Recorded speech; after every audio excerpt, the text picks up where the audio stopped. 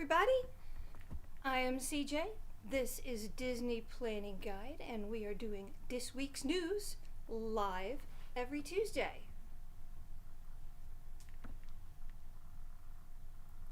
Doing a little setup here. I've got a few new things from Prime Day this week. I got a new camera and some lights. So I am learning how to do all this new stuff, but we have a little bit of news for you today. We sure do. Let's see here, let me get to where I need to be. Over here, somebody's telling me that the video is private. I need to fix that really quick.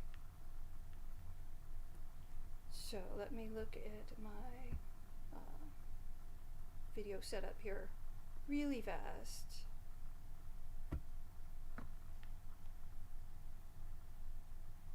Check that again.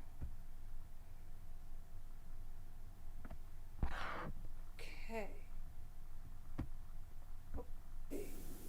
Okay. So I need to change. Okay, that. So I need to change. Okay, that. We will go over here to the studio.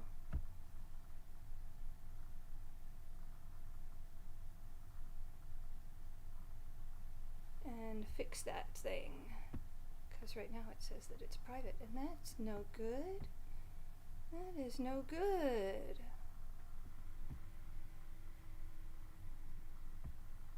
There. There we go. Okay.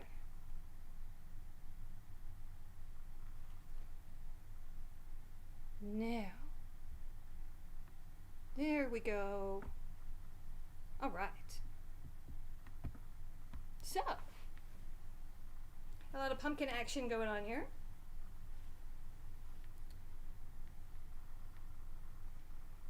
But I will give a few minutes here. I've got some folks that are coming on.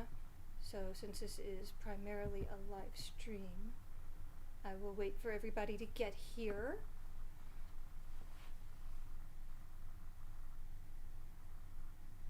Everything seems to be working like it should. Yay. Yeah, so luckily, there is some big news today, but otherwise there's not a whole lot of news. Luckily I did not throw away my notes from last week. I had some technical difficulties last week, but hopefully those particular difficulties have been straightened out and those will not occur again. Fingers crossed, fingers crossed. So, okay. So we got that up. Everything looks good in the studio. So I'm going to switch over. Okay. So. Okay, how's it look, Darla?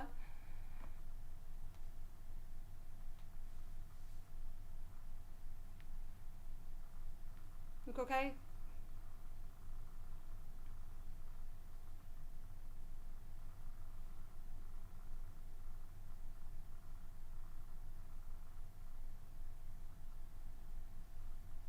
Everybody? Look okay? Good, good. Thumbs up.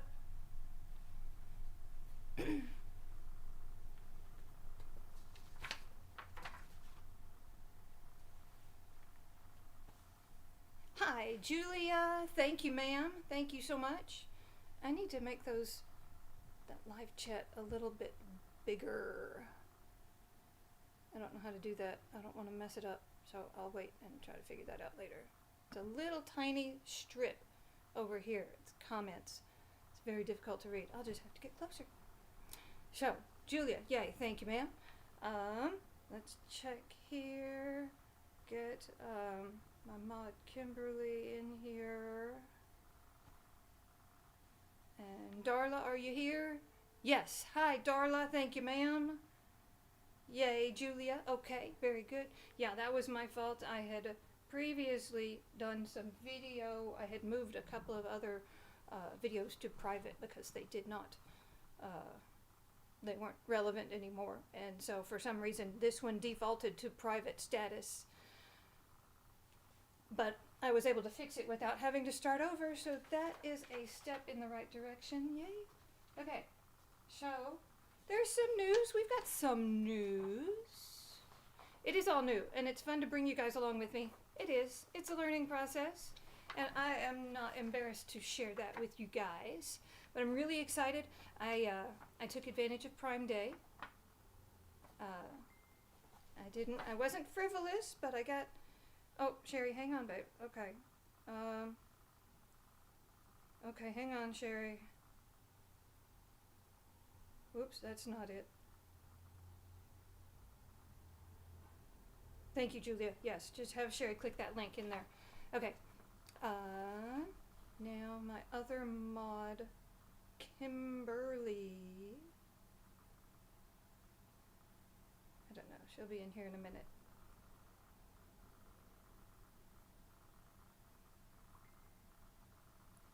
And, okay. Good deal. So, yes, so Prime Day, super exciting. I was able to get a nice webcam. Goes up to 1080. Of course, for my poor little old computer, I'm keeping it throttled at 720 to keep my, just for safety, just in case. I don't know what this thing can do. I know what the camera can do, but I don't know what the computer can do. It's an old computer. But anyway, got a nice deal on the webcam, and I got a pair of really highly rated studio lights. So that was a good purchase. And of course, I've got my super duper ring light from my friend Kimberly that she sent me some magical mail. Speaking of sending things, I had my friend Beth. Hi, Sherry, you made it. Oh, I'm so glad. I'm glad. Thank you. Thank you for being here, everybody. It helps a lot. I sure appreciate you guys being here. Really, I do. So, speaking of magical mail, my friend Beth over at Beth's Disney Adventures did some shopping for me. And I have these awesome Mickey Halloween ears. And she also grabbed me this excellent Orange Bird fan to go with the Orange Bird dress that we're going to be wearing on Dapper Day, coming up in just a few weeks. Super excited about that. We'll be going down. Adele, hi! Thank you for coming. Hi. Isn't that cool? Isn't that great? I love it. And it pops like Flora Fiera's fan. Let me turn it the right way. It pops like Flora's fan does. Don't y'all miss Flora? I miss Flora and Stone and Juan and all the other citizens of Hollywood. Don't you miss them? I miss them. We need to bring them back. Thank you, Sherry. Yes, Beth got me these. Anybody who wants a little park shopping but just can't get there, hit Beth up. She'll set you right. So, yes, who else do we have? We've got Sherry and Julia and Darla and Adele. Thank you guys so much, my wonderful mods. And we will have Kimberly McDonough here soon, I think. Thank you to her. And so let's talk about some news. So the big news today, right? Big news today. Gavin Newsom came out with the finalized, they're not guidelines, they have to be adhered to. So the new rules for reopening, and it is not good. It is not good for Disneyland. It is not good for, it's really bad for the entire economy of the state. It truly is. This is bad, bad, bad news. Thank you everybody for doing the thumbs up. Please share. Helps a lot. Appreciate it. Thank you. You know it's important. Love you guys. You're awesome. Thank you. But so the big news today, yeah, Gavin Newsom and his newly released just a couple of hours ago. Bad, bad, bad news for Disneyland. It has basically, so here's what it did. It set the opening criteria for parks that have a capacity of more than 15,000 people, which is of course Disneyland, Disney California Adventure, probably also SeaWorld, and Universal too.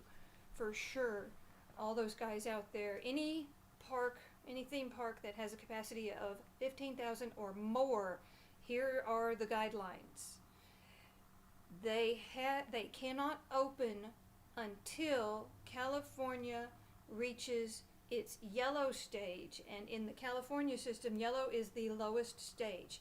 And what yellow means is that in order to get to the yellow stage, the positivity rate of their testing statewide has to be 2% or below, and the number of cases per 100,000 has to be less than 1.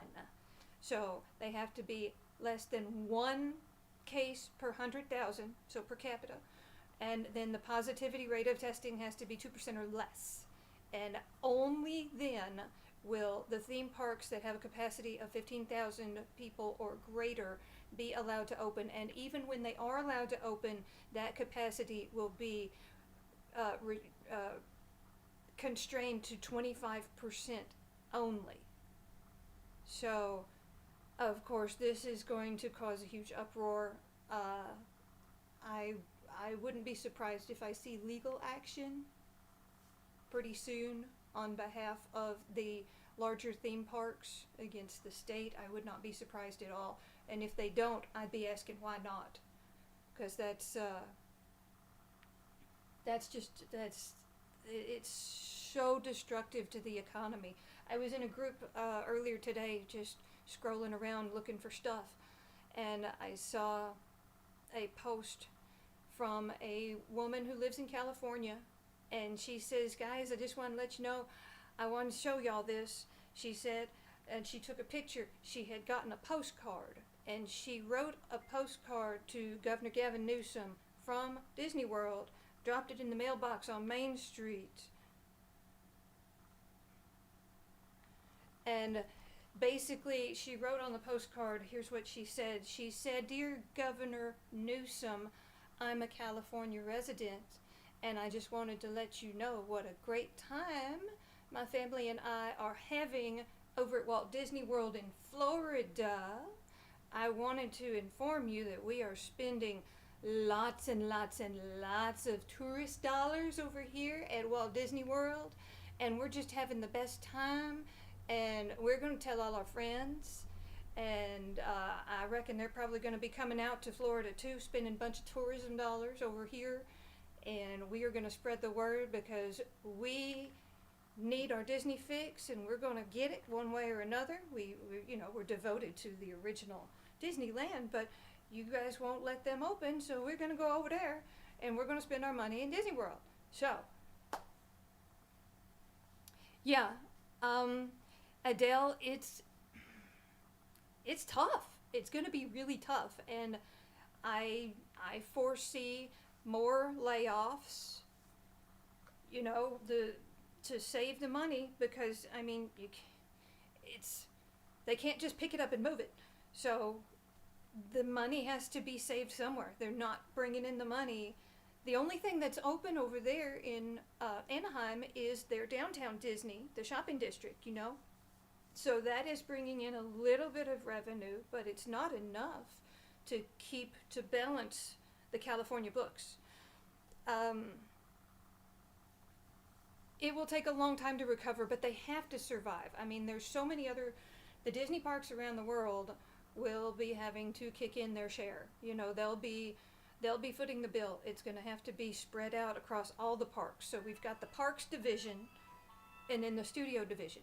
So everybody under the parks umbrella is going to have to shoulder this burden financially and whatnot. So the cost cutting to keep this afloat, to keep Disneyland afloat, is going to have to come first from Walt Disney World, which is it's so sad. It's counterproductive, but there's no other way to do it. The other parks that are open are on skeleton crews as well. So it's going to be Walt Disney World taking the brunt of any cost-cutting measures within the foreseeable future until Disneyland reopens. It really is. And it's the sad truth. And I don't know any other way around it.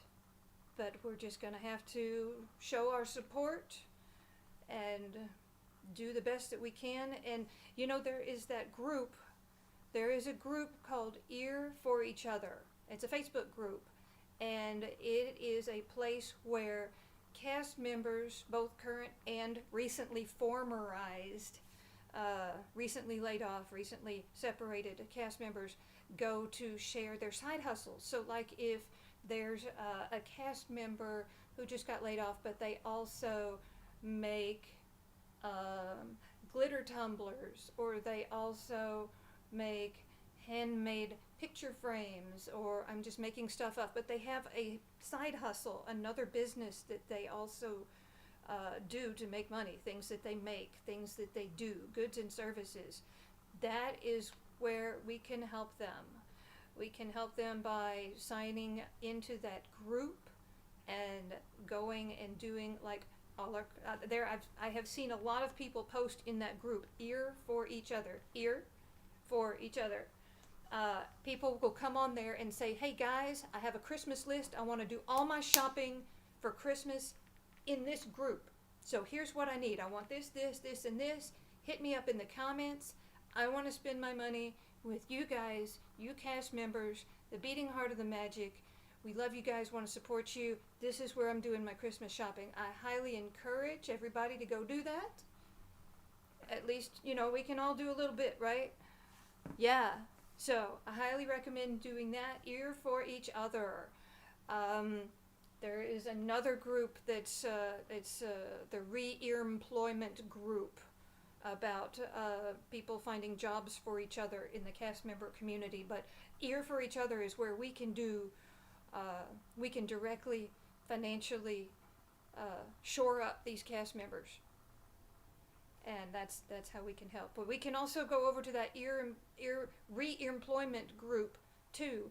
And if anybody has any opportunities that they can share there, or if you are local to Orlando, you might be able to find somebody who provides a service for you, temporarily or permanent, dog walker, house cleaner, window washer, stuff like that. Bet you can find them in there. They'd be happy to have your employment or your assistance in any form, sharing the group even, telling everybody about it. Share those two groups, Re-Employment and Ear for Each Other. Share them, share them, share them. Tell everybody how wonderful they are. But, you know, aside from that, we can keep going to the parks. We can buy our merch when it goes on sale. We can buy our food and bev when we go in the parks, and just, you know, spend our tourism dollars there, because every bit helps. Every bit helps. I know times are tight for everybody. They're tight here at my house. I'm sure they're tight at your house. When are they ever not? But it's all about making choices, and times are tough now. But that's the big news of the day, and it's looking really, really sad for Disneyland, and Disney World is going to be taking the brunt of that burden. And there's no telling. I read an article just a little while ago that in the was it the Virginias or Dakotas? Anyway, the third wave has begun. We are now in the third wave. So there's no telling when California is going to get to that golden number, because it seems like, you know, those stats that cause that to be the yellow zone, the requirements for them to go into yellow, it's basically eradicated at that point. So I don't see that happening anytime soon. So it's going to be tough. Things may get worse before they get better for the Disney company. I hate to say it. Hi, Kimberly. Share this live news right now so more can hear. Did you send me something? I'm sorry. Hang on. I didn't see it. Share this. What? Share this live. Oh, share me. Yes, share me. Yay. Hi. Yes. Share away. Share. Excellent. Yes, thank you. Yeah, share on your personals, share in your group, share with your friends. Call Auntie Muriel. Okay. Some people may find this to be good news. Oh, yes, thank you. Gotcha. You're right. Some folks may find this to be good news. Everybody who canceled or decided to cut short their APs, payments, refunds started going out today, maybe yesterday. So anybody who is looking for money back from Disney on their AP, whether they canceled it, cut it short, whatever the case may be, those may be showing up on statements any day now, if you're looking for that. But things do continue to reopen at Walt Disney World.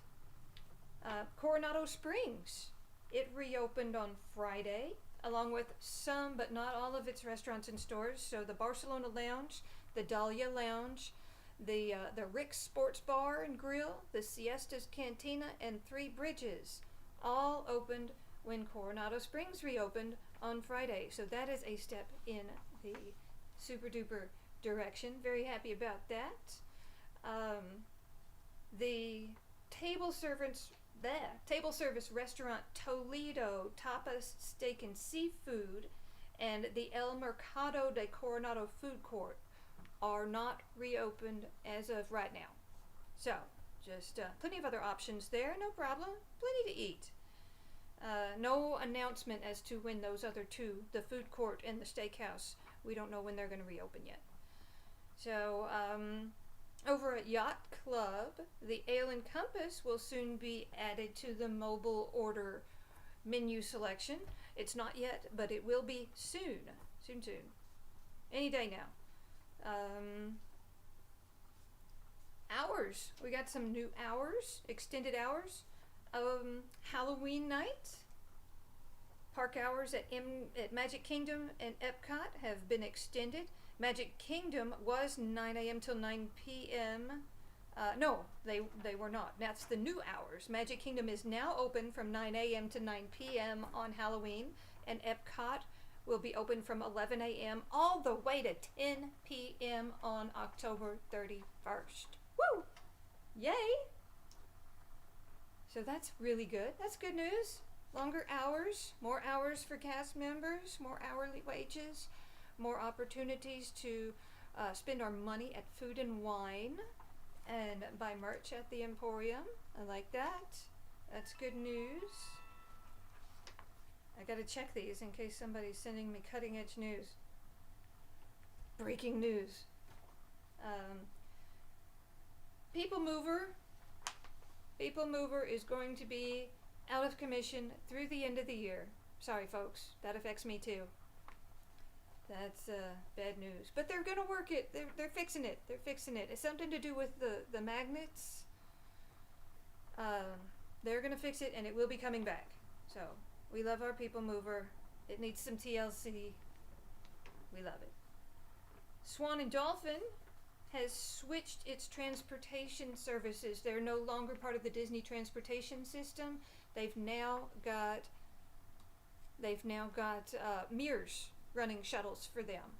Basically the same thing, but now it's through Mears. Don't know if that's a cost-cutting issue or if it's just from not having enough bus drivers on the Disney transportation payroll at the moment.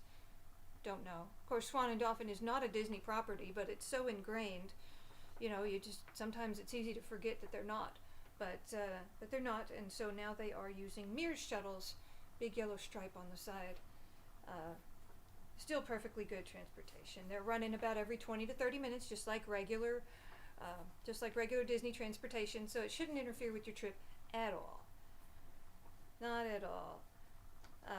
New signage in the parks giving firm reminders that anybody not wearing their mask properly will be asked to leave. Overhead announcements reflecting the same firm attitude, making sure that, you know, everybody got to play their part. You know, when they first reopened, everybody was happy to wear their mask in the stifling heat because we knew that if we didn't, that it could very easily be shut back down again. So I think people have gotten lax about that, and more people are coming and not taking it as seriously as the diehards who came the first day. Adele, I wouldn't be worried. Don't worry. People Mover's not going to go anywhere. I truly believe that. Our People Mover is going to be just as good as new when they get done fixing it up, It's going to be great. It'll be fine. Really. I believe that. Truly I do. Can you imagine the uproar, the backlash that would happen if we lost our people mover? We can't do that. That would be like taking out Carousel of Progress or Small World or Peter Pan. I mean, it's in there. Right? A lot of people would. A lot of people would. It wouldn't just be petitions either. There would be torches and pitchforks. Yeah. So let's see here. Yeah. So the mask thing, they're really cracking down on that. They're letting everybody know. There's also a thing now on the website. When you go to the Parks Pass portal page where you sign up to make your park reservations for the day, there's a little statement on there. It says, hey, if you cannot wear a mask, or if you don't think you'll be able to wear your mask the whole day, you can't comply with the rules, please, we would like for you to reschedule your visit for a later time when the masks are not required. So apparently they're having some mask problems and they are cracking down on that. So let's hope that works. I hope that, because we don't want any bad press about masks. Everybody needs to wear their mask. You know, if you can't wear your mask, stay home. Don't go. That's just the rules. That's the rules. Disney's private property. They can make the rules. So, Florida residents, I'm so jealous of you guys right now. There is now available for pre-order a Walt Disney World 50th Anniversary Commemorative Specialty License Plate for your vehicle. Of course, all those specialty license plates, they cost extra, but when you pay the extra fee for the Disney license plate, a portion of the proceeds will be going to Make-A-Wish. So, everybody wins. Go get your license plates. I'm jealous. We've got some new park hours. Got extended park hours through the end of the year. Magic Kingdom 1st through 19th, they are now 9 a.m. to 8 p.m. And December 20th through the January 2nd, 9 a.m. to 7 p.m. A bunch of different hours for Epcot. Let's see here. On Epcot, December 1st through 3rd, it's noon till 9. December 4th through 6th, 11 to 9. Looks like they're going weekday, weekend. Right, Adele? You'd move to Florida just so we can get a license plate. Let's see here. December 7th through 10th, 12 noon to 9 p.m. December 11th through 13th, 11 a.m. to 9 p.m.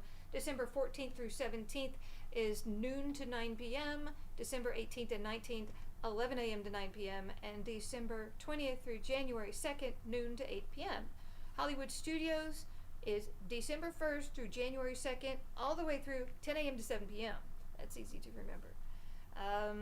Animal Kingdom, they've got a bunch of different hours.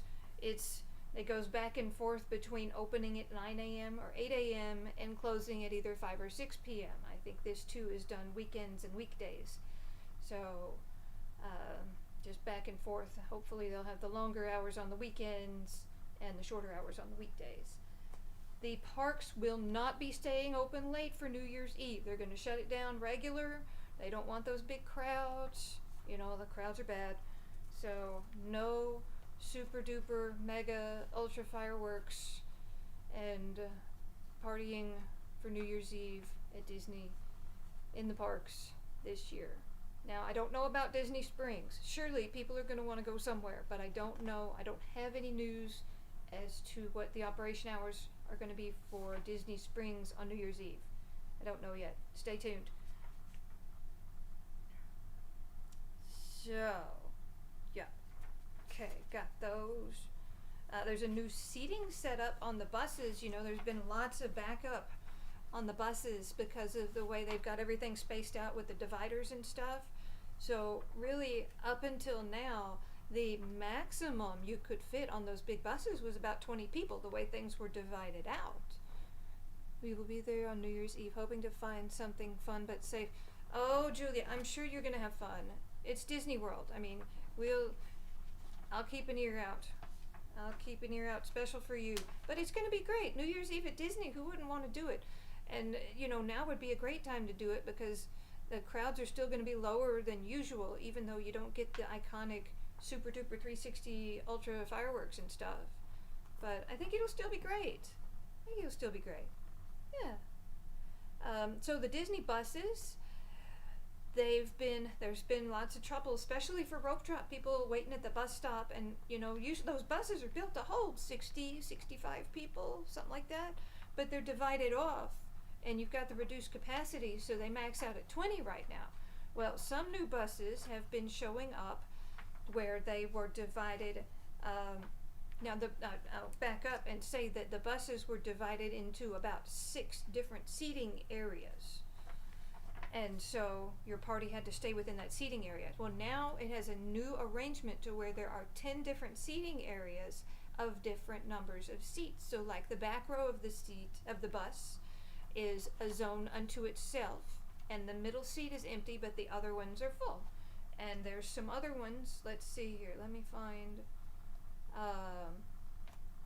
Here we go. Now there's 10 zones. So zone 10 has 4 seats available. That's the one in the back, across the back row. 5 seats along the back row of the bus form that zone, but the center seat is marked out for spacing. Zone 9 has 4 seats. 5 seats on either side of the bus located across from each other form this zone. 3 of the seats on each side were not available, which is why the zone can only hold a group of 4. Okay, zones 6, 4, and 3 each have 3 seats available. If needed, section 6 can accommodate a handicapped guest. And zones 8, 7, 5, 2, and 1 each have 2 seats available. So if you have a party of 2, you can take up your own zone and then have a divider, and that should allow a lot more people on the bus, meaning maybe the backup won't be quite so bad first thing in the morning. I don't know. I'm still gonna Uber, so I don't know. Yeah, for sure, Julia. Absolutely. If it's going to be any year, I would do it this year. And people are starting to show up more, but I wish I'd have been there for opening day. I swore I was going to, but some things happened and I couldn't. But yeah, it's still not too late. This is the year. It sure is. Free water cups, they're changing that a little bit. You can still get water cups for free in the parks, but not in all the usual places that you're accustomed to. So if you go certain places, they might direct you somewhere else. So right now you can get free water cups at Gaston's, Storybook Treats, Friar's Nook when it's open. Now Friar's Nook is only open on the weekends right now, so just keep that in mind. Auntie Gravity's, Lunching Pad, Sunshine Treat Terrace, Westward Ho, which is the pretzel stand over there by the Bears, Sleepy Hollow, and also at the popcorn cart and the churro cart over at the Hub. And the Main Street Bakery. You can get water cups there. Now there's no water where you're used to being able to get water at Pinocchio, Cosmic Rays, and Pecos Bills. They do not do water cups right now because of it's like a crowd control issue and a traffic flow. So just be aware of that. So nothing over in Frontierland except for Westward Ho. Okay, so you can't get it at Golden Oak and you can't get it at Pecos Bills, but you can get it at Westward Ho, which is that standalone house that has its back to the riverboat. So, yes, water cups, very important. Stay hydrated.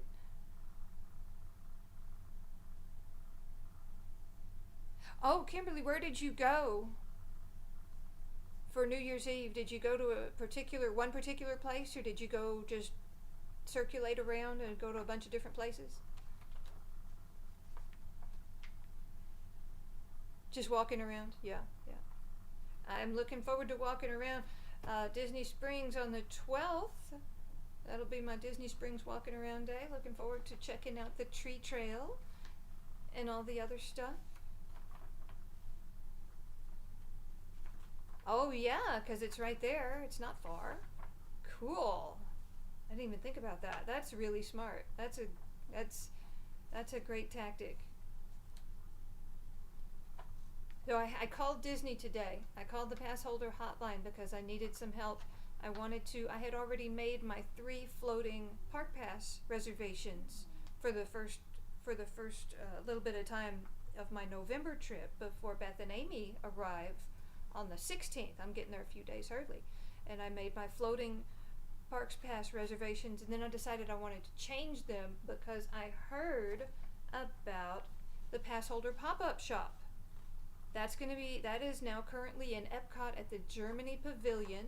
It is residing in Der Teddy Bar store, and it's a shop full of pass holder merch. It's got some discounted stuff and some gift with purchase items. And I wanted to go check that out, but I had my first day as Magic Kingdom, but that day was the last day that the shop was open. So I called the AP hotline today, and I had them help me swap around my Parks Pass days. So my first park day will be at Epcot to go to this pass holder shop on Friday, November 13th. I fly in on the 12th, and I'm going to go do some shopping on the 12th when I get in, because it'll be like noon when I get in or so. I don't remember, but it won't be a full day, and I didn't want to blow one Parks Pass on that because I only get 3 floating days before I check into my reservation. So, yeah, they were very nice. They helped me out, swapped out my Parks Pass days. Looking forward to going and checking out the pass holder shop over in Epcot Pavilion. Yeah. Will you really? You want to go to Epcot with me? Okay. Yes. We'll do it. Epcot on Friday, November 13th. Here. I'll send that to you right now. Make res Epcot Friday, November 13th. Okay. We can hang out on the 12th too. Remind you tomorrow. Okay. Cool. Yeah. We can hang out on Thursday when I get here too. We can go to Disney Springs and check out the Character Warehouse and go get some lunch and whatever. I don't care. Let me know. We'll do it.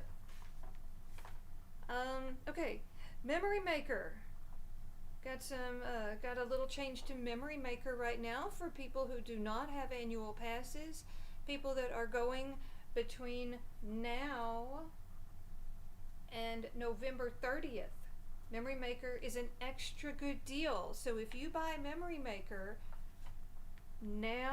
between now and November 30th, now the November 30th is the last day that you can get this deal.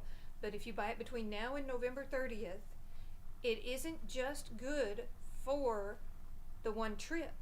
So if you're going several times between now and the end of the year, that Memory Maker will be good for the rest of the year, as long as you buy it before November 30th. Or as long as the last day you can get it is November 30th. So if you buy it between now and then, it will be valid for the entire rest of the year. Now, if you don't already have an annual pass, I don't know how much help that's going to be. So, I don't know. It's a nice gesture, though. However, keep in mind that those photos still have a 45-day download limit.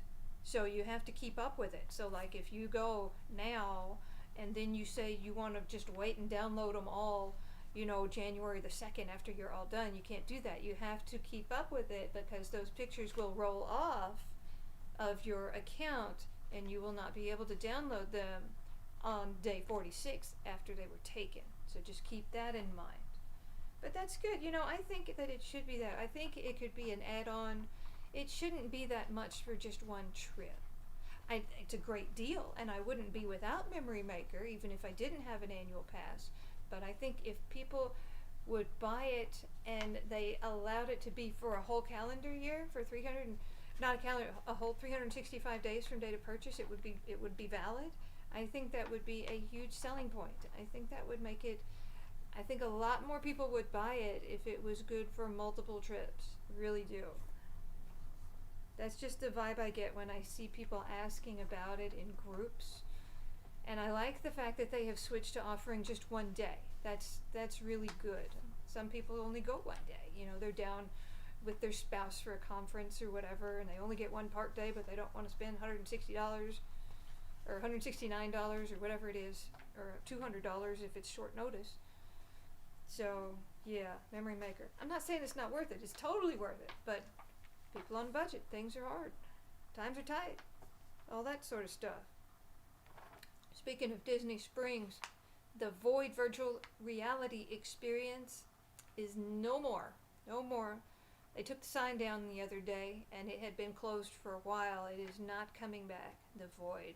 Any of y'all go to the Void? I went one time, January of last year, and I didn't know what was going on. It was all new to me. I mean, I kind of knew what it was going to be like, but I wasn't sure how it all worked out, you know, in real life.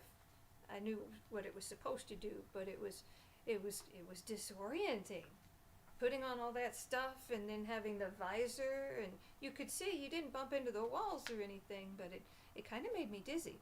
And I enjoyed it, but it was really pricey for the amount of time that you spend in there. I forget how much it was, but the cost per minute was really high. It was only like a 15-minute experience, but it was too pricey. It was too pricey. It was lots of fun, but it was just when you were starting to get a hang of it, it was over. It was like, oh.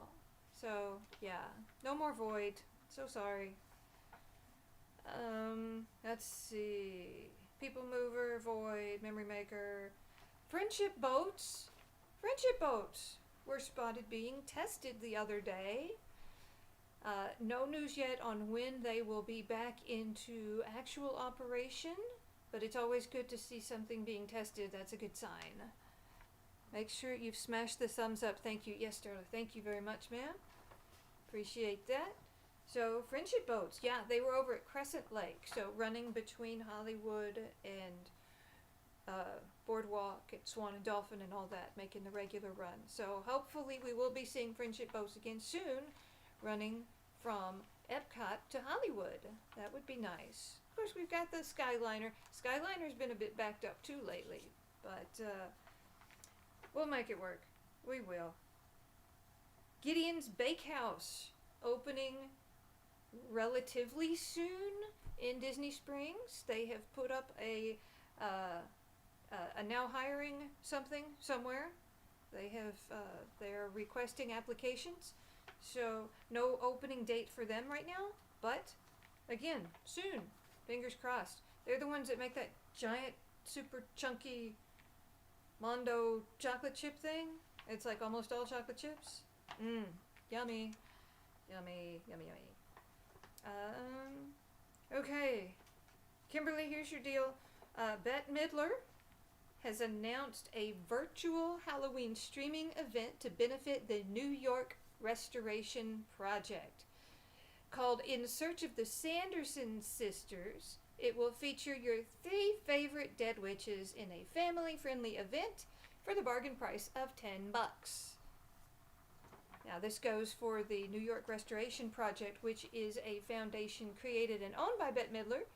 So she runs the deal, and they do things like plant trees and stuff. So, I don't know. Might be fun. Not doing anything. Kids might like it. If you got some kids in the house that like Hocus Pocus, it might be something worth checking out for just $10. Who knows? And it should go to a good cause. Something interesting. The Smithsonian is looking for... Yes, I put that up. There's a link to an article in the Potato Head group. Yeah, it'll take you over there, so you can check it out. There's a link to the link that I posted has a link to the place where you can sign up, and it's got a better description. But that's the gist of it. It's some kind of a live streaming event, and so it's, you know, you pay your $10, you get a code so you can log in, and then you wait and you're ready when the show comes on. So yeah, I don't know. And it's going to have all 3 of them. It's going to have Bette Midler, Sarah Jessica Parker, and Kathy Najimy. They're all 3 going to be there, and I don't know who else. So I don't know what they're going to do. I don't know if they're going to sing, dance, talk. I don't know. Now you know as much about it as I do. I don't know. That's it. That's all I got. So, anyway, the Smithsonian is looking specifically for Disney park fans and Disney cast members. They want people to send them accounts of how COVID-19 has affected their lives as cast members being laid off, how it is to go back to work, and as park fans, park guests, how it affects us, our trips, our plans, how we feel about things, the reopening, all of it. The Smithsonian wants to know and record our accounts. I've got a thing in the Potato Head news group about that. There is a link and an article. But if you would like to participate, you can share your story by sending an email to COVID-19, no dots or dashes or anything, at si.edu. And I'm not like super techie. I can't put up a thing, but I will try and put it to where you can see right there. There's my notes. I hope you can see it. So that's COVID-19 at si.edu. And in the article that I posted in Potato Head News, it's got like some sample questions like, you know, are you nervous about this? How did it affect that? All sorts of key things. And you can just tell them anything you want, and they're going to chronicle your account and keep it for the future to look back on. Yes, thank you, Julia. That's perfect. That's exactly right.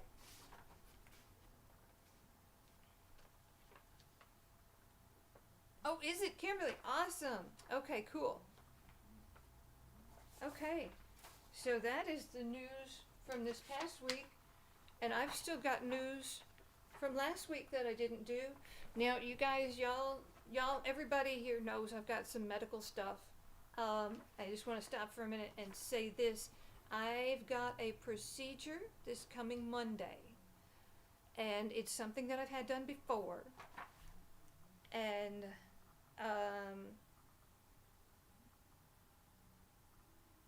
index cards.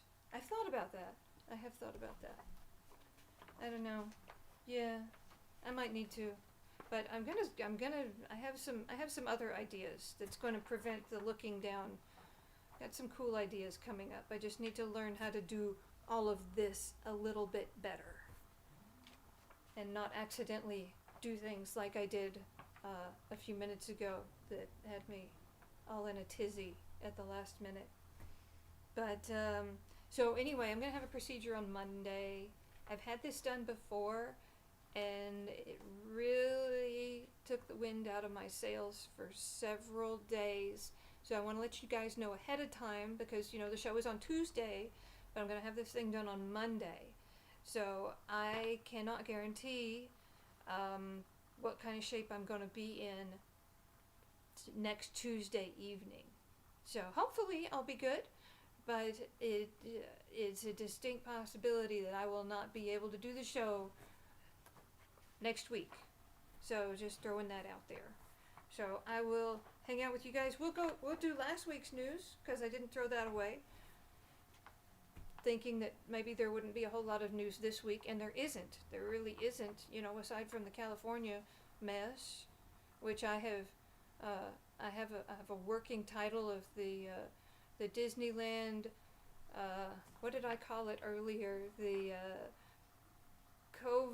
California COVID kerfuffle or something like that. It was funny.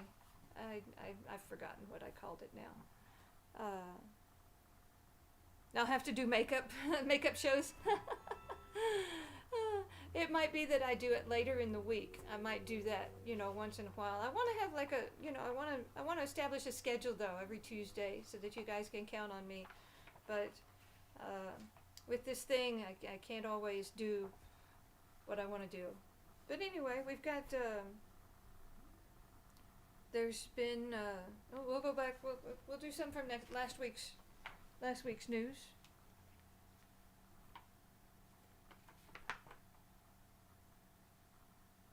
Mr. Colorado Mike, thank you. Good to see you. Hello. Mike?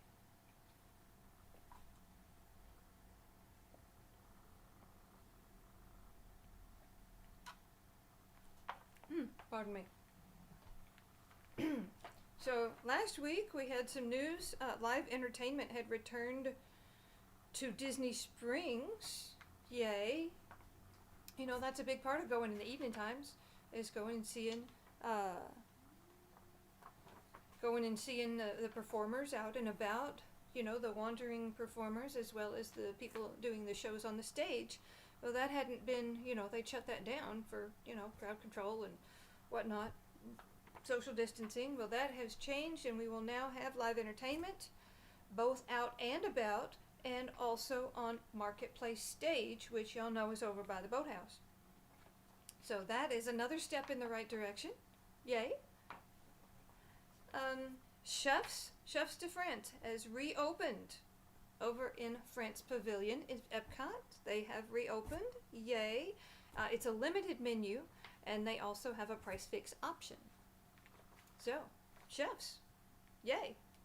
Lunching Pad is open again, bringing back the jalapeno cheese pretzel and the cream cheese pretzel if you want something sweet, as well as all your old favorites like hot dogs, burgers, and frozen drinks. That's from last week, so it's been open for a week now, or a week or 10 days. It's a Lunching Pad, yay. That's why they're able to offer water cups.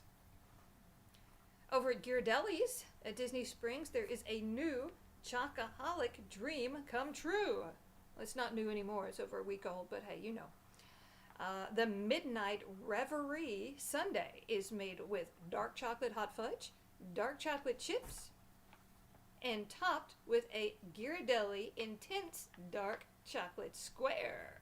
It's reported to taste like the ice cream version of a brownie, although it does not have a brownie in it. Possibly the only type of chocolate that is missing. Cashing in at $13.75.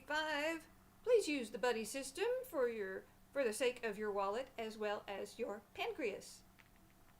Your liver will probably thank you too. Also at Disney Springs, Wolfgang Puck Express is now permanently closed. Oh, permanently closed. So sorry. I know a lot of people have already commented on this in the group. I know it's a big fan favorite, lots of healthy options over there. But the good news is the Wolfgang Puck Bar and Grill will remain open, going strong, no end in sight. So, at least there's that. Food and Wine is now beginning in earnest with the opening of Belgian Waffle Kitchen, the Spain booth, the Alps booth, Block and Hans, one of our favorite Flavors from Fire, and very soon, Cool Wash and the Donut Box. Yay! Real food and wine stuff. Belgian waffles, yeah. Oh, I love Flavors from Fire. There's so many, everything on the Flavors from Fire menu is so good. Love it, love it, love it. If you only get one booth, I would go to Flavors from Fire. Hands down. Italy's been doing really well also. Morocco, occasionally. It's hit or miss with Morocco. But yeah, let's see what else. ABC Commissary over at Hollywood Studios is open and has a new menu. You may still find your old favorites, but there are fresh new options available, like sandwiches and salads. We've got the California Burger, which is plant-based. It's a seared farm fresh plant-based burger with sriracha mustard, balsamic glazed grilled peppers and onions, and a mayonnaise ketchup blend. Lettuce and tomatoes served with arugula farro salad, steak fries, or apple slices. Who's this?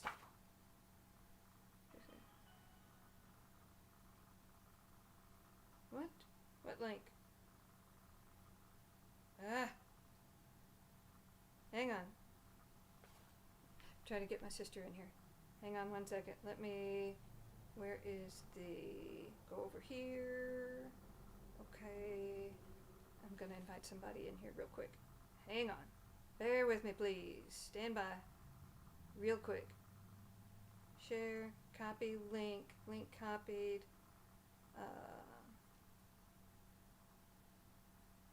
Paste. Live now. Hurry up. Okay, so there we go. All right. So, California burger, yeah. Also a chicken club sandwich, which is a marinated chicken breast on toasted brioche bun with bacon, provolone cheese, guac, ranch dressing, lettuce and tomato, served with either a salad, steak fries, or apple slices. Also a buffalo chicken grilled cheese sandwich, which is a grilled sourdough toasted with buffalo chicken, Monterey, provolone, cheddar, cream cheese, side of buffalo sauce, and served with salad or steak fries or apple slices. Buffalo Chicken Club. Oh no, that was the buffalo chicken grilled cheese, sorry. There's a Mediterranean salad with chicken. There's pork carnitas tacos, shrimp tacos, and a curry rice bowl with shrimp. Also a plant-based curry rice bowl with tofu. And some kids options. So there's a kids pork taco plate. Comes with pork carnitas on a flour tortilla with Mexican rice and black beans. Also a kids grilled cheese sandwich, which is American cheese on sourdough, and a choice of 2 sides. Yay. There's a kids turkey sandwich as well. It comes with a choice of 2 sides, and you can get Uncrustables here for your picky eaters. Yeah. Olivia's Cafe over at Old Key West. Kimberly McDonough and I went over there not too long ago. Olivia's, you gotta go to Olivia's. So good. They'll soon be available for mobile order when they launch their table service to go features. Now, Olivia's is not large, so having this mobile order feature is really going to be super primo. So you can just get your food and go just right outside and sit by the water and enjoy your food just right outside, or you can take it back to your room at Old Key West or wherever you would like to go eat at. Excellent options. I'm loving mobile order more every day. How often do you guys use mobile order when you go?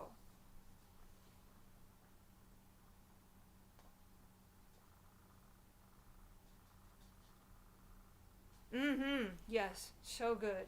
Everything there, so good. Yes.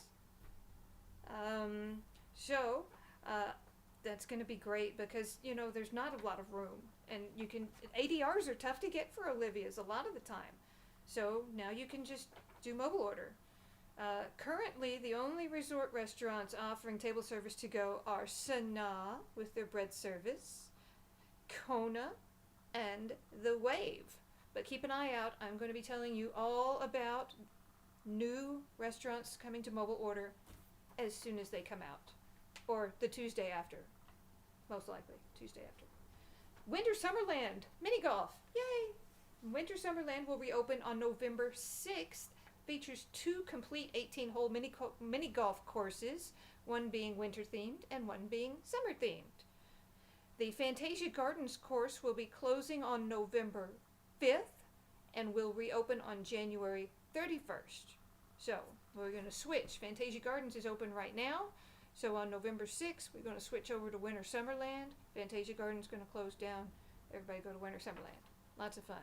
We did Winter Summerland on our first trip to Disney, our first adult trip to Disney back in 2016. Yeah, it was a cute way to spend a little bit of time. You don't have a park day, you want to just chill out and not stand in lines. It was cute. It's a cute course. Winter Summerland. Frozen Ever After over at Norway is going to have a small refurb from November the 2nd through the 7th. That's how it stands right now.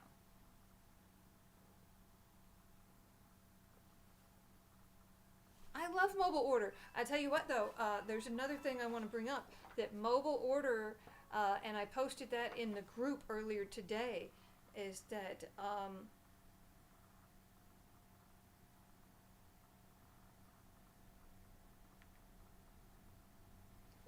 mobile order is becoming more backed up. So like I love telling the stories about walking up to a quick service line and seeing these line of people waiting to place their order, and I get on my phone and I do the mobile order and I hit send and I'm here now, I'm ready to get my food, I'm here. and I will walk past that line of people who are waiting to place their order because, like, 10 seconds later, my food is over there ready to pick up, and that line to order the food hasn't moved at all. That's like my favorite mobile order. But because there's more people being directed to use mobile order for all the quick serve, you have to use mobile order now for like almost everything. It is becoming a little bit more backed up. So Norris is obsessed with mobile order. It's fun.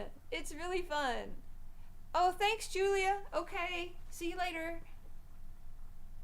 It is the fast pass of food. It really is. It's funny. I like that. Fast pass of food. Fast food pass.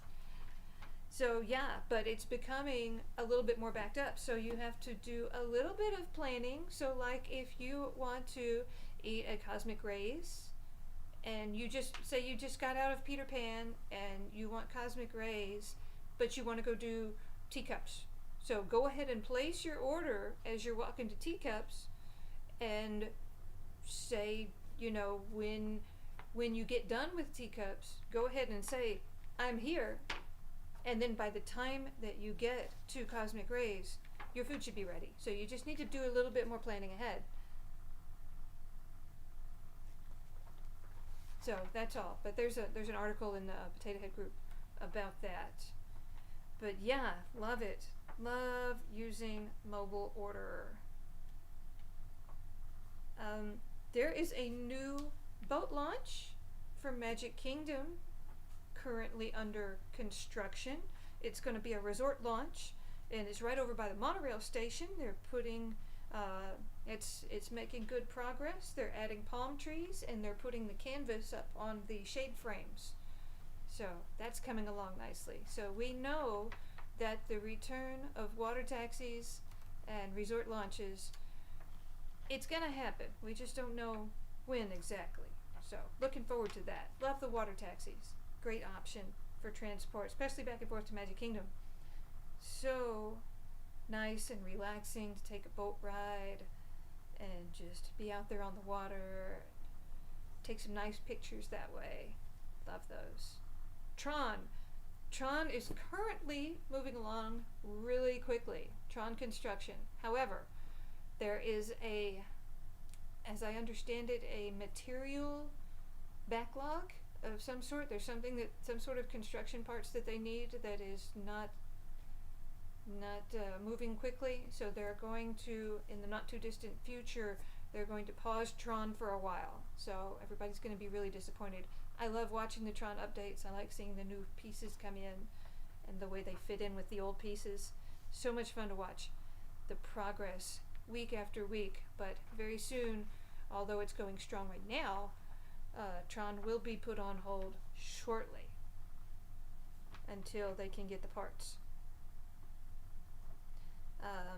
The parking plaza refurb, they're doing the repainting on that. It seems like it's taking a really long time. They've been repainting the parking plaza for Magic Kingdom for 3 weeks now, and it's still not done. Apparently Imagineers were on the scene doing inspections yesterday or today. I can't remember when I saw that story. But it's moving along. I like that blue. It's tying into the castle now. I know, Adele, right? It just, because we're sitting at home, I think, is why it's like we're just waiting. It's like watching paint dry, isn't it? Waiting for watching the grass grow. It's painful. It's painful. So we're just hanging on every detail, right? I know I am. I love seeing the new photos. Guys, some of the best photos of construction updates. I love to follow BioReconstruct on Twitter. Twitter is where he is, and I'm going to put that up right here. Twitter. Whoops, oh no, where did I go? Let's see here. Let me type right here. Twitter, TWITTER, BioReconstruct on Twitter has the best construction update photos. I don't know how they get them, but they're amazing. I don't know what kind of access backstage or whatever, and a lot of them are appear to be drone footage, but it's just they're spectacular photos, and I got no problem promoting them all day long. They make the best pictures. So, lots of good content from BioReconstruct, and you don't have to wait to hear it from me. Go follow them on Twitter. What do we got here? Icon Christmas trees are being staged backstage throughout the parks. Right? I bet so. That makes sense. That makes sense. So, the iconic Christmas trees, they are being staged backstage around Walt Disney World. Looking forward to seeing those go up after Halloween. You know, usually everybody looks forward to doing, and I've done it before, I've done it once, going for the big switch, planning your trip so that you are there, maybe going to a not so scary Halloween party on Halloween night, and then you get up and go back to Magic Kingdom the next day on November 1st and see everything switched over. It's not 100%, but all the Halloween is gone and some of the Christmas is up. And it's just amazing to see that it happened in just a span of maybe 5 or 6 hours. It's so much fun. But now this year, officially it's not going to be until November 6th, but they are already starting to get things ready. Of course, they're getting Christmas and the Halloween stuff. They are working on that stuff year round, storing it, repairing it, replacing it, cataloging it, keeping track of it, and getting it ready for next time. It's a year round job. So kudos to the holiday decor folks. So yeah, November 6th. Phantasmic, still bone dry. Sorry, that was another one from BioReconstruct. Aerial photo. Absolutely no water in the moat. No word yet on what's going to happen with that show, if it's going to be turned into something else or if they're going to bring it back. We don't know. Still got a crowd packing. I don't understand that because, you know, it's an open air auditorium. I figured that would be one of the first things that came back, but they brought the Frozen sing-along back first instead, which is an enclosed situation. So I don't know. I don't know how they make those decisions. But hopefully we will get our Phantasmic back. I know that is a perpetual favorite. It's a long-running show. I like it okay. If I had to choose, I would do it. It does. You're right, Adele. It does. I've seen it a few times. It was great the first time. The very first time we went together as adults when we were planning 2016, I bought the dining package. I did not know that it was a character dine that I bought, but it was a dining package at Hollywood and Vine, and it was so much fun. We had a good time. But I wanted to make sure that we got really good seats for Phantasmic, and it was staffing. Okay, yeah, that it does take lots of cast members to do all those characters. That makes good sense. Yeah, it was great. So we did Hollywood and Vine, and it was in the springtime. So it was they were all dressed up in their spring best. So it was nice. It was nice. We enjoyed it. It was a pleasant surprise. And of course, you know, James not a huge fan of character dining, but the buffet was really good. It was tasty, and we had fun taking pictures and stuff. And we got really good seats. So if you just gotta see something, the dining package is the way to go. If it's like a one-shot deal and you have just got to make sure that you get the seats and you don't get a bad seat and you've got prime viewing, get the dining package. It's always good once. Yeah, it is. Removal of crossbars continues from the Great Ceremonial House over at the Poly. You know, I hope those bring those back. I hope they're just like replacing them with what are they called? Trex beams or hardy planks or something, because it's a landmark. You can't just take those cross beams away and not put them back. I hope they're going to put them back. I hope they're just replacing them with new ones. Really, I do. I hope so. Over at the boardwalk, some other construction. The creepy clown is now behind Scrim. I'm sure that makes a lot of people happy. The circus-themed Keister Coaster at Luna Park Pool is behind Scrim and currently out of commission. That may be a relief to some of you, but it won't last forever. I don't have any refurb dates on the slide itself, but the pool is still operating daily. Check your local listings for hours. Thumbs up for the clown being covered up. Yeah, I'm not a fan. How very in Halloween. Yeah. So, yeah, they covered up the clown. So, yeah, I had some more expanded hours there. We covered that already. And the rest of it is, yeah, expanded hours and California stuff, which now doesn't really play into the new announcement from today. It's kind of very un-Halloween to cover up the clown. Yeah, it is, but, you know. So yeah, the rest of last week's news was California stuff, and we already talked about that because of the new announcement today. But yeah, that's the news. That's what I've got. And, so, yeah. They should. Sharks in the pool to compensate. That's funny. You know what I miss? Over at Typhoon Lagoon, did you guys ever get the chance to do the snorkel with the sharks at Typhoon Lagoon? It was a saltwater pool, and you go stand in the line, and when it's your turn, they hand you a snorkel and a mask, and fins, and you get in and you snorkel. It's very cold. You snorkel across this little lagoon, and it's got sharks and it's got stingrays and it's got all kinds of stuff down there.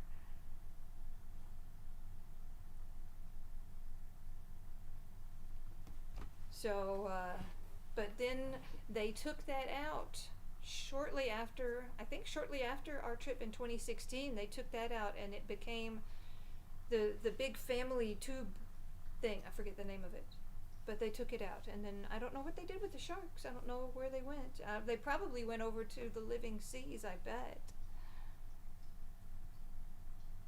Yeah, I was. Hi, Natalie. Hi, Joseph A. Good to see you. Glad you guys are here. Love my background. Thank you. That's a photo that I took last Halloween time. I took that photo myself. Brother-in-law scuba dive in the living seas bucket list. Absolutely. Oh my gosh, that would be so much fun to be able to do the scuba diving at the living seas tank, because that's a huge. Oh, thank you. It's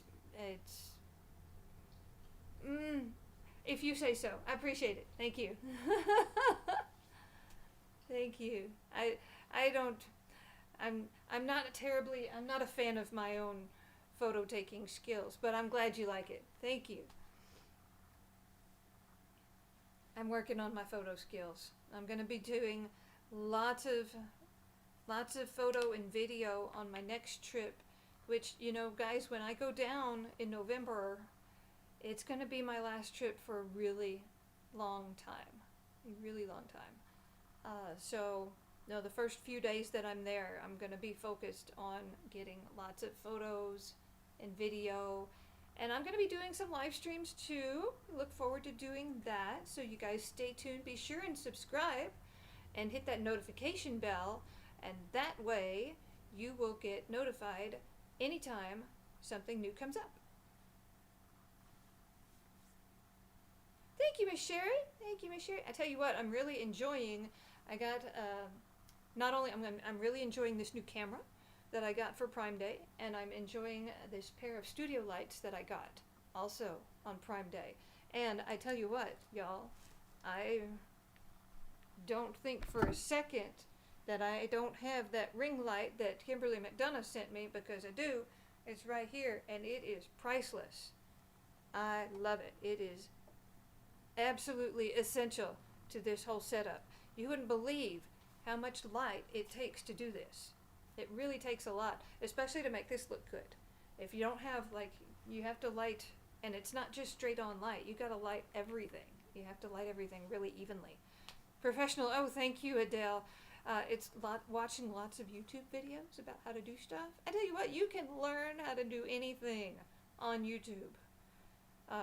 As a YouTuber, one of the first things that you learn is that YouTube itself is the #2 search engine in the world, and Google being #1, but Google owns YouTube, so, kind of mixed together. But you can learn how to do anything by watching YouTube. I've seen some articles every once in a while about how people, like, I read an article a few years back about how a woman built her own house by watching YouTube videos.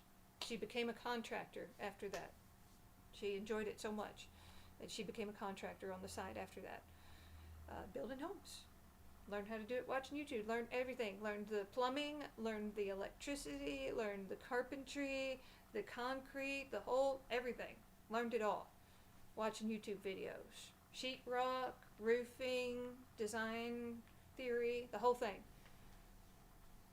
Yes. Absolutely. Yeah, anytime we need to fix something around the house, first thing we do is pull up a YouTube video. Doesn't matter what it is. If I've already done it before and I think I know how, we're still going to watch the YouTube video just to make sure. Absolutely. Absolutely. Anytime yes, it is a money saver. Yes, especially when, like, you got people, like, there's a few everywhere. It's rampant. So, like, you call the AC guy, you can call 10 AC guys, and 8 of them are going to tell you that it costs 10 times more than what it should. And so guy 9 and 10 might shoot straight with you. You don't know. But before you call 10 repair guys come at your house, you want to be sure you know what the problem is first. Even if you can't fix it yourself, you want to know what the problem is before you believe anything they start telling you. So I'll give you an example. Our air conditioner here at the house went out, was starting to go, it was starting to act odd. It was not doing right. So James got on YouTube, figured out what the problem was. It needed something that we didn't have. It was a part that only a repair person could go buy from the part store or something like that. I don't know what it was, or it required certain tools or something to install it or whatever. But he knew what it was, so he started calling people to come out, and it was the capacitor on the air conditioner. So little electrical thing, capacitor regulates the electricity, and so one of the first guys came out and said, "Hey, yeah, it's the capacitor. It is." And I have a couple of them here in the van, the truck, whatever. Now I've got this regular capacitor, which is fine, and it's X amount of dollars, whatever, I don't know. But then I've got this other capacitor. It's a turbo capacitor. It costs twice as much, but it's like way better, because, it's turbo. And so James looks at him, he's like, "Really? It's a turbo capacitor." Okay, so you guys know what turbo means means air. In the engine sense, the original sense of engineering, you add air to the combustion chamber. You're delivering more oxygen to the internal combustion engine. It doesn't have anything to do with electricity. It has to do with fire and air.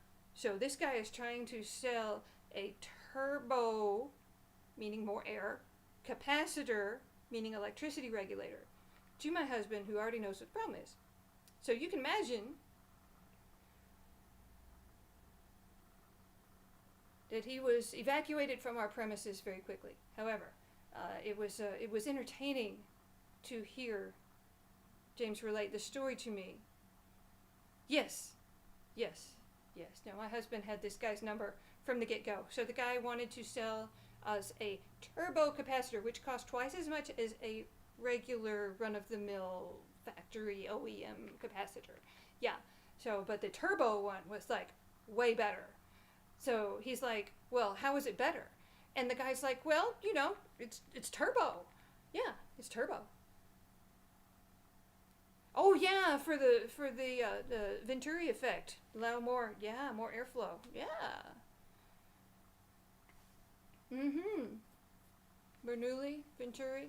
Yeah, airflow. Absolutely. Yeah. Makes the electricity go through there faster. Yeah. Uh-huh. Yeah. So yeah, it delivers more air to the capacitor, which makes the electricity go through the wire. Yeah. Sure. Okay. Yeah. No. No. That's like one of my best repairman stories. Another. There's another one. Oh, I've got another one. That I went down to a. I I like to take my car to a particular dealership because they have always shot straight with me. Well, there was a new dealership that opened up closer to the house. So I went over there because they were closer, just because one time. I'll try them one time. Okay. So I went over there for an oil change. Harmless, right? Okay. So go over there for an oil change. And we had just done a bunch of stuff to the car here at the house. Stuff that needed to be done, routine stuff. Cleaning the throttle body. Okay. Good stuff. Changed air filters. You know, all that before going to get the oil change. That was like the last thing on the list of the maintenance cycle to do list. So I took it over there, got the oil change, and the guy comes out to me. I'm waiting in the waiting room, and he brings out this list of stuff. And he's hemming and hawing. He's like, oh, well, we'll do your oil change, but there's some other stuff. There's some other stuff I would recommend you doing. And there's other people in the waiting room. There's like 5 or 6 other people in the waiting room. So I'm like, okay, what you got? So he comes over, he says, well, we recommend that you change your filters every so often, and we took a look at your filters, and they really need to be changed. And I said, really? That's odd, because we just changed them at home yesterday. What else you got? He says, well, we took a look. You really need to clean your throttle body. We can do that for you here. It costs whatever. I said, really? We did that yesterday too. You got anything else? He's like, no ma'am, that's it. I said, okay. Am I all good to go then? He says, I'll be right back. I'll go get your keys. So he was gone a while. And so eventually he brought my keys back. And I drove away, and there was something not right with I had several idiot lights going off on my dashboard. So I know that I had made them, they were angry that they couldn't get one over on the girl, So, so there were lots of warning lights and stuff going on. I looked at all my gauges. Everything was cool. There wasn't overheating or anything like that. It was fine. So I limped it on back home, and we had to do, because it was getting battery. There was something with the computer. So we just left it unplugged off of the battery. In order to reset my computer on my car, you have to unhook it from the battery for a good, like overnight, because it's got a backup battery in it, and you have to let that run down too, otherwise the computer won't reset. So they did something to it to scare me. But we reset the computer, and the next day it was fine. I had to redo all of my radio settings, but that was it. But yeah, YouTube, always your friend. Always check YouTube. Learn how to clean your own throttle body in your car. Learn how to change your spark plugs. Learn how to make a YouTube video. Yeah. They do, Joseph. They sure do. Oh my gosh. Yeah. So, yeah. They thought they were gonna rip off the girl. But I'm so glad that there were other people in that waiting room, because I really put him in his place, and it showed those other folks that they really needed to be on their guard. And not just take everything that he said as the gospel truth, because that was just not good at all. He was and I won't ever go back there. And it happened, there was something else. One of our other friends went to go get his tire rotated or something like that, and they did something, they didn't put one of the lugs on one of the wheels, they didn't do them right, and so it ended up, he got a shimmy in the wheel and it broke something. I don't know what it was, but we couldn't prove it. So that cost him a lot of money. Yeah. But yeah, YouTube is great. Always check YouTube. I don't remember why we were talking about YouTube, but anyway. Yeah. So that's about all the news. Hey, let's check and see if there's any new news that's come out since I started getting ready. Let's check it out. Oh yes, the president of Disneyland, he has already come out and made a statement. I did not put this up yet. I don't think I did. So the president of Disneyland makes a statement, and he says that these guidelines are unworkable. Disney has just released its statement in response to California's new reopening guidelines. It says, "We have proven that we can responsibly reopen with science-based health and safety protocols strictly enforced at our theme park properties around the world. Nevertheless, the state of California continues to ignore this fact, instead mandating arbitrary guidelines that it knows are unworkable and that hold us to a standard vastly different from other reopened businesses and state-operated facilities. Together with our labor unions, we want to get people back to work, but these state guidelines will keep us shuttered for the foreseeable future, forcing thousands more people out of work, leading to the inevitable closure of small family-owned businesses and irreparably devastating the Anaheim, Southern California community." That is Disney Park News. Yeah. That response from Disney comes on the heels of the statement from the mayor of Anaheim, Harry Sidhu. And Mayor Sidhu said this. He said, "These guidelines fail working families and small businesses. As painful as this is, Disney and the city of Anaheim will survive, but too many Anaheim hotels, stores, and restaurants will not survive another year of this. Many are family businesses. The jobs they provide support other families. We can safely and responsibly open our theme parks and convention center soon. The unions of the Disneyland Resort agree and support the reopening of the theme parks in Tier 3, not Tier 4, which would wipe out jobs in our city and destroy lives." Beep, beep, beep, beep, beep, beep, beep, breaking news! So, that came from the mayor. And here is Dr. Clayton Chow, director of Orange County Healthcare Agency. He spoke on the likelihood that his county would get to follow, the likelihood that his county would get to the yellow tier. He said this, "I think for a large county like us, especially a county with institution of higher education where folks are coming in from outside the county and outside of the state, I think it's going to be very hard to achieve this yellow tier. It depends on when the vaccine will come, as well as how many doses are available for our population, as well as how many of our residents will readily accept the vaccine. There are 3 factors that will determine how soon we can get the yellow tier. Personally, I think that we can look forward to a yellow tier by next summer, hopefully." Hopefully, he says. Hopefully next summer. That will have put the big theme parks in California closed over a year. Hi, Amy. Hi. I'm glad you're here. Yes. And it's just so sad as I live and breathe. I'm so glad you made it. Thank you for coming. So glad you're here. I'm so glad everybody's here. Let's see what else we got news-wise. Yeah, and remember, even once they hit that yellow tier that we're talking about, they would still only be allowed to operate at 25%, which is insane. It is absolutely ridiculous.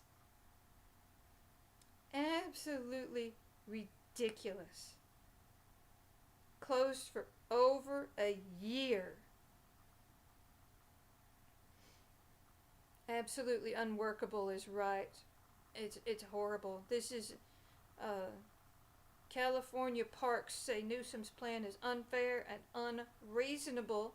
This from the California Attractions and Parks Association, which represents Disneyland, Universal Hollywood, and other theme parks and amusement parks across the state, has issued an official statement in response to the reopening guidelines for the California parks. In the statement, CAPA says that the guidelines issued by California Governor Gavin Newsom's administration are unfair and unreasonable.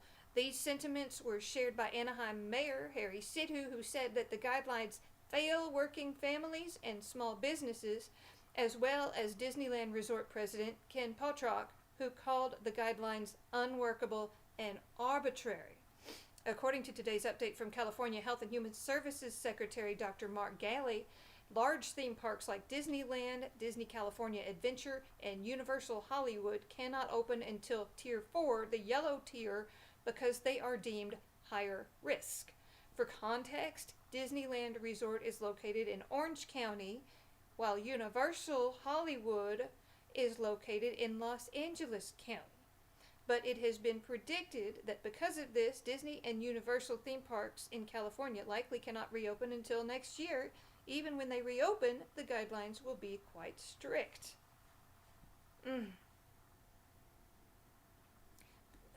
Here's a statement by Erin Guerrero, Executive Director of the California Attractions and Parks Association. She says, to say today's announcement on theme parks is disappointing would be a grave understatement. The governor has not used science or data to inform his decision. Theme parks have opened and operated safely around the world for months. Data and science prove that the theme parks can operate responsibly anywhere. There's no rational reason to believe that they can't do so in California.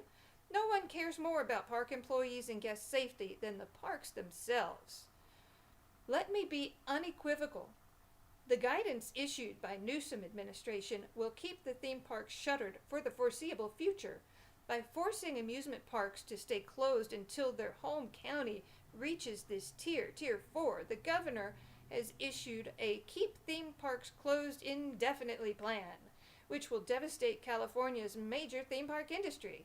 This plan prolongs unemployment for tens of thousands of people, hastens bankruptcy for families and small business owners adjacent to the parks, and contributes to insolvency for local governments whose budgets rely on parks as an anchor economic driver. While we appreciate the more nuanced approach in the guidance for smaller theme parks, keeping California's larger parks closed is unfair and unreasonable. Based on the responsible reopening of parks in other countries and states, science and data do not support the indefinite closure of this iconic industry in California. Responsibly opening amusement parks on a reasonable timeline can and should be done while we fight this pandemic. The two are not mutually exclusive. California's theme parks and their phenomenal workforce are ready to reopen responsibly. Parks' loyal guests are ready, and the communities and local governments surrounding the parks are ready. We urge Governor Newsom to revise this guidance to allow for a reasonable and responsible reopening to California's signature theme park industry in Tier 3. So, we'll see. He's getting a lot of pushback. I would not be surprised if we see some sort of legal action, and soon, to this situation. I really would. I expect it. It's bound to happen. I mean, I can't see it not happening. Yeah, it is nuts. It's nuts. Yeah, it is so. Yeah, trillions for sure. Yeah, Adele, Knott's Berry Farm is open. I've actually got there's some friends of Kimberly McDonough. They've been going to Knott's Berry Farm every day. Every day. Because they're smaller. Their capacity is below 15,000. So they're allowed to open. which is ridiculous. I mean, good for them. I'm glad that they can operate, but I mean, as for, sorry about that, there's a siren. Okay. But I'm glad for Knott's Berry Farm, but they can, yes, absolutely. But it's all scalable. The things that are available at Disneyland, Universal, California Adventure, SeaWorld, these are all things. There's restaurants, there's things that are somewhat like museums, there's other attractions and group seating like concerts and whatnot. All things, Disneyland has all of these things wrapped together, whereas for the rest of the state, each of these things individually are already allowed to open, like restaurants, sporting venues, other places where people gather, bars and whatnot. The only difference is that Disneyland is bigger and Disneyland has it all together rolled in one. That's it. That's the only difference. So, yeah, it's he's holding them hostage. To what end, I don't know. I don't understand what he hopes to gain by doing this. I don't know. Is he wanting a payoff? Is he wanting, what does he want? What is he going for here? Because it's not safety. It's not about safety. Move Disneyland to Ohio. They need to move it somewhere. And I tell you what, I know that if Disney decided to move some of their studio operations out of state, I know my governor would give them all kinds of perks and benefits and incentives if they wanted to move here. If they wanted to move to Texas, where we have no state income tax, and all kinds of, Texas loves business. Love business. We've got, Tesla is already moving here, out of California. Elon Musk got fed up with California. He said, forget it. I'm moving to Texas. And he is coming to Austin. Yeah. So,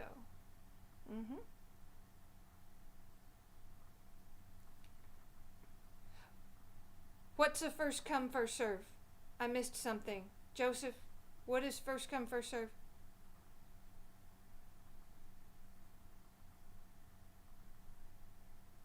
No, I don't blame him at all. I'm glad he did it. And I hope a lot of others follow suit. Oh, first come, first serve to get into the park?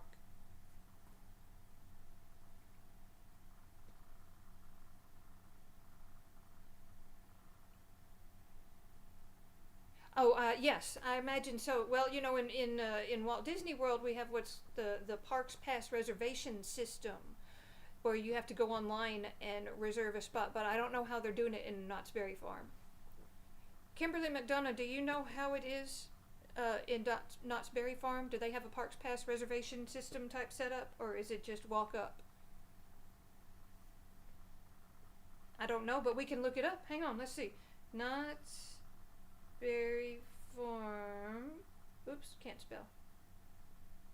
California.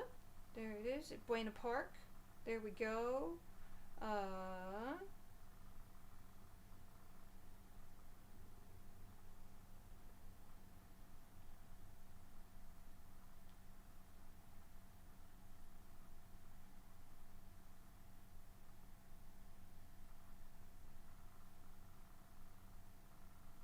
Taste of Halloween. Select days. Hang on. Oops, where did it go? There it is.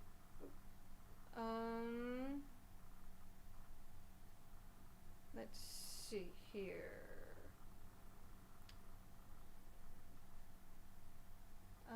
August 4th. Taste of Calico. I don't know. I can't find. Is it hard to get a reservation for Walt Disney World? It depends. So here's how it works. If you are staying on site, if you're staying on site at Walt Disney World, if you're staying at a Disney property hotel at Walt Disney World, you are in the highest preferential category.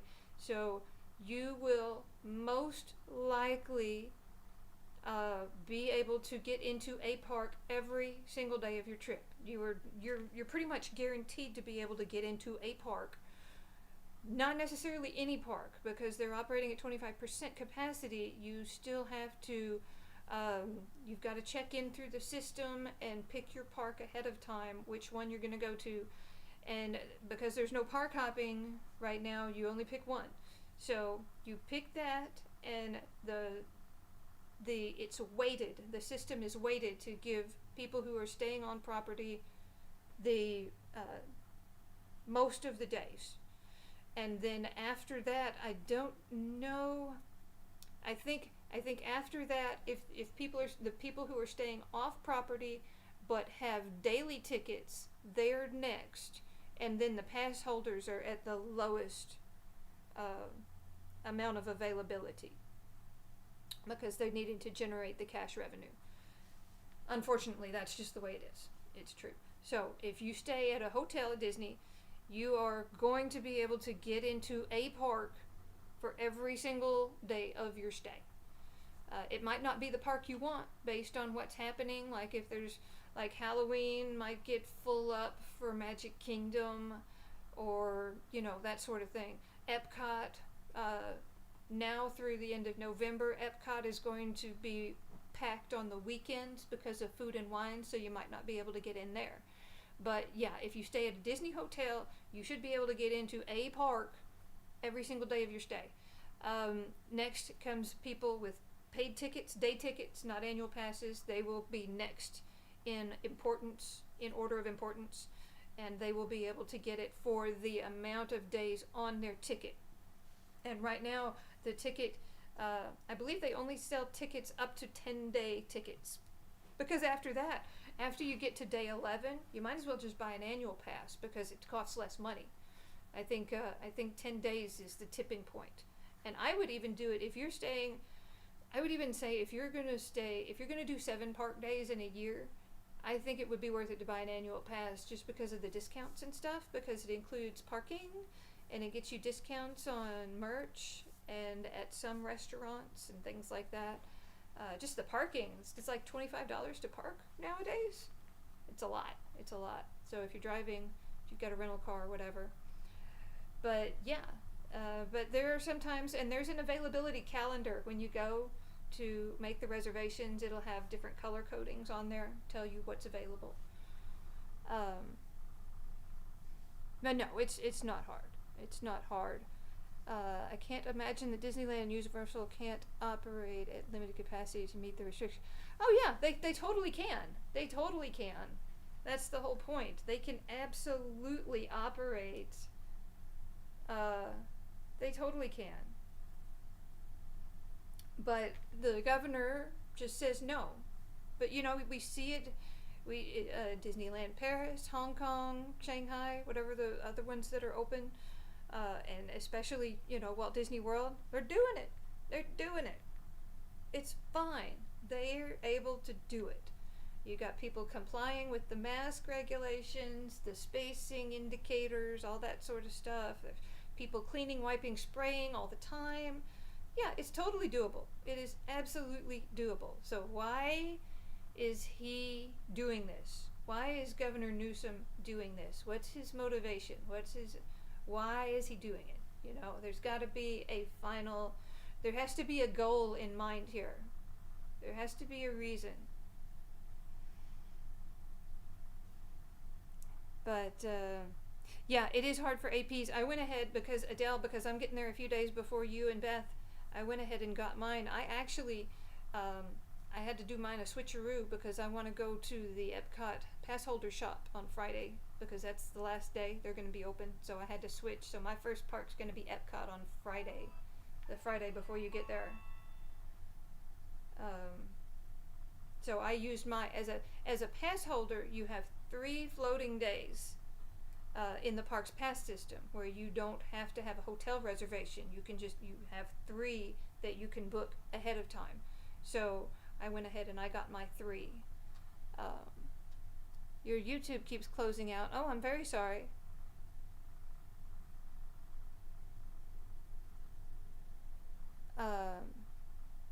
Yes, Amy, for you, I hope they'll let you buy an Hey, did you go to guest services and talk to them at all?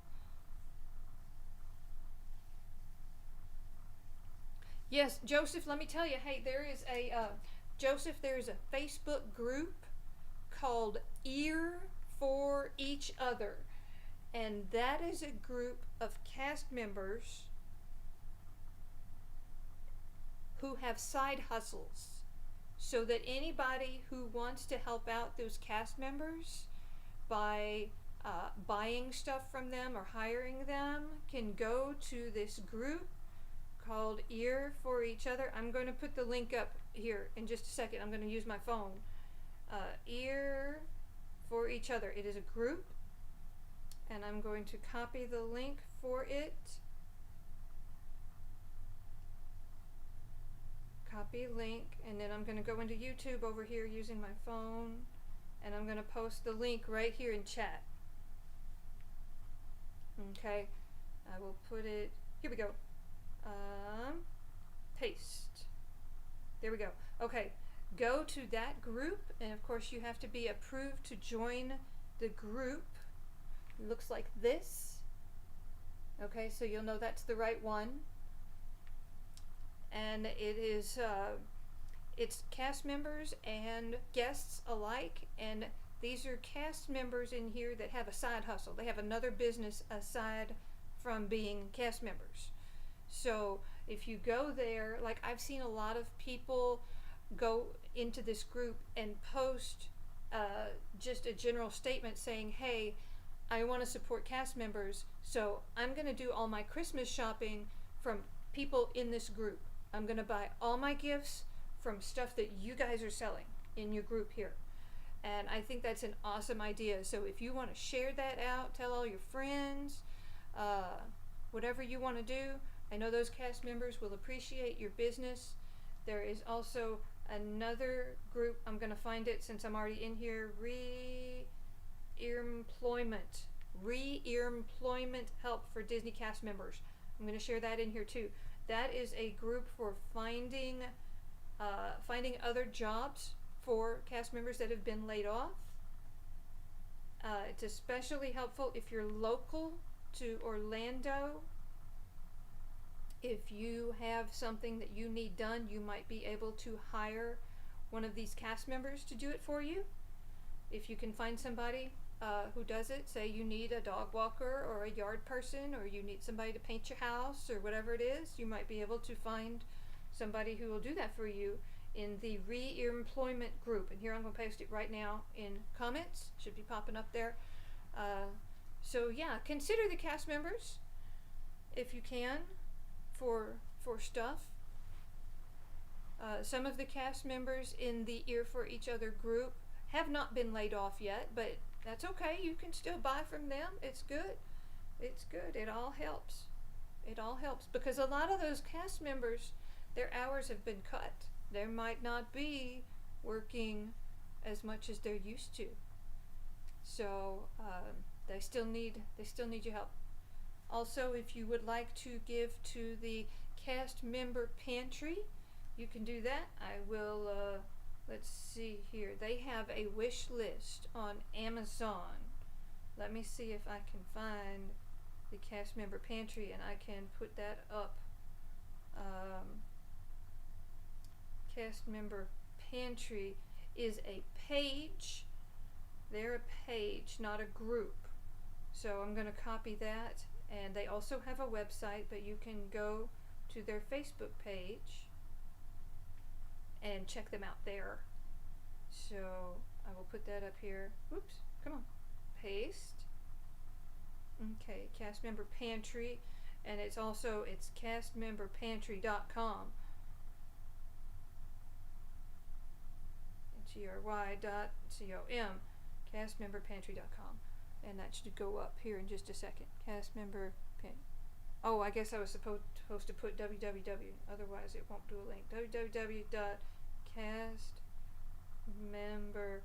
pantry.com.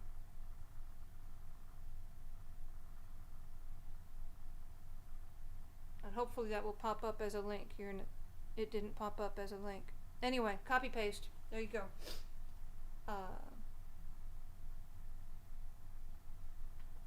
Yeah, I got it. No big deal. I'm gonna have to description later on, but that's fine. I got a late start. I had a little wonkiness going on with the OBS studio. But yeah, I got it. So, anyway, yeah, so that's our news. Let's see, last minute check. Most of the news today is California. Let's see, yeah, California. Universal barks back at Newsom. Yeah. So, here's let's see here. Universal making a statement against today's announcement in California.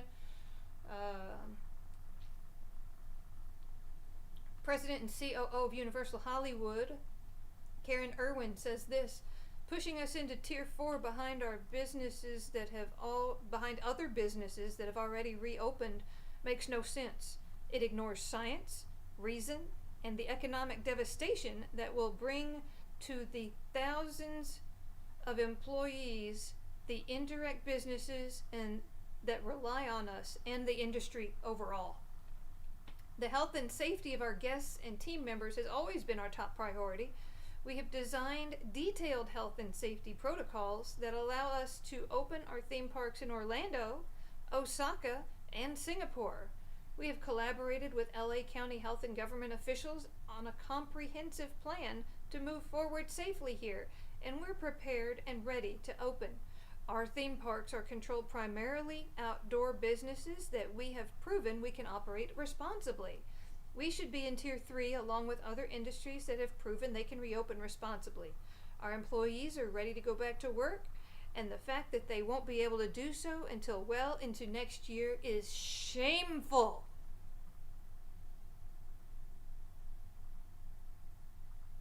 But they didn't stop there. Leave it to Universal to drop a one-liner that has us laughing in the midst of all this misery while getting their point across loud and clear. On Twitter, they say this: it's official. We'll only be responding to 25% of our tweets until further notice.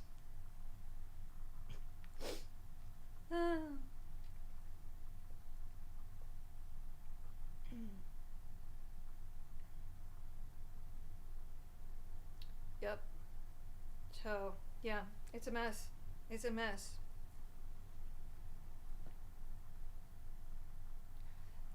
The governor needs something.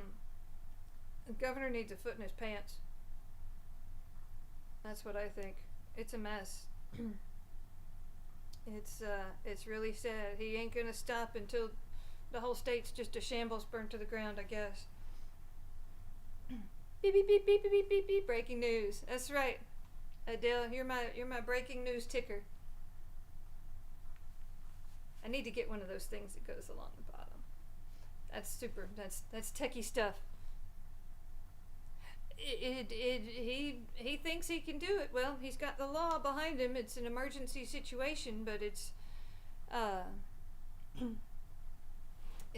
mess. Well, there was a reopen Disneyland rally at the front gates on Saturday, and there was another rally right next to that. The reopened Disneyland rally was made up of mostly cast members, but right next to the reopened Disneyland rally was a Recall Gavin Newsom rally. Unfortunately, those folks were not wearing masks and doing all sorts of stuff, but I think that idea is going to get legs. I really do.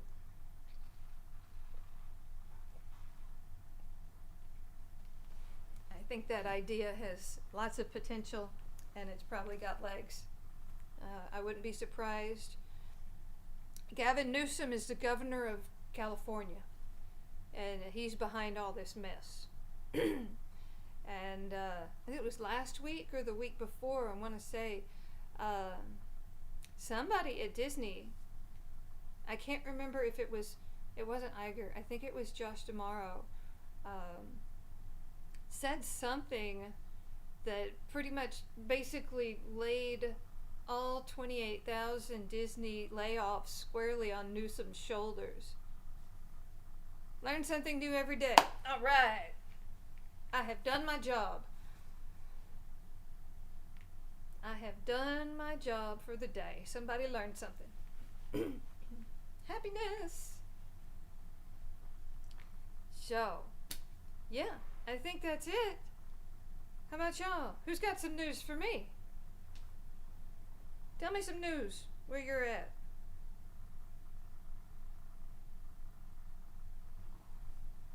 Oh, here's another bit of news, and this is not news. It's hardly even worth mentioning, but apparently Orange County, California has announced that they will send strike teams unannounced to Orlando theme parks to see what's going on. Special strike teams will be making secret shopper type visits to major theme parks in Orange County, Florida in the coming weeks to ensure. Oh, it's Orange County, Florida. This is Orange County, Florida health people sending strike teams to the parks to make sure everybody's in compliance. Okay, this is not related to California at all. This is all Florida. So Fox 35 Orlando has reported that special strike teams will be making unannounced trips to theme parks in Orange County, Florida.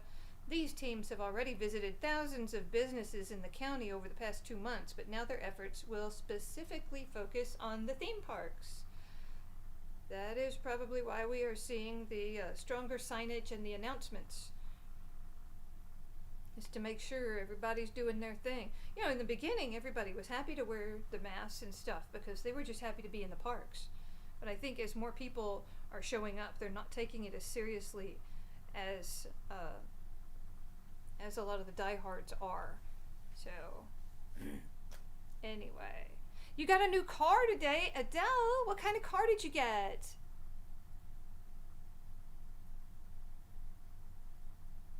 You traded all your Disney merch for sure. Let me guess. No, I got you a Jag.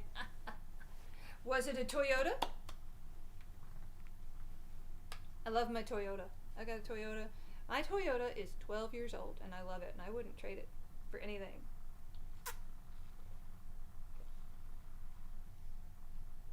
Midsize SUV, good for you.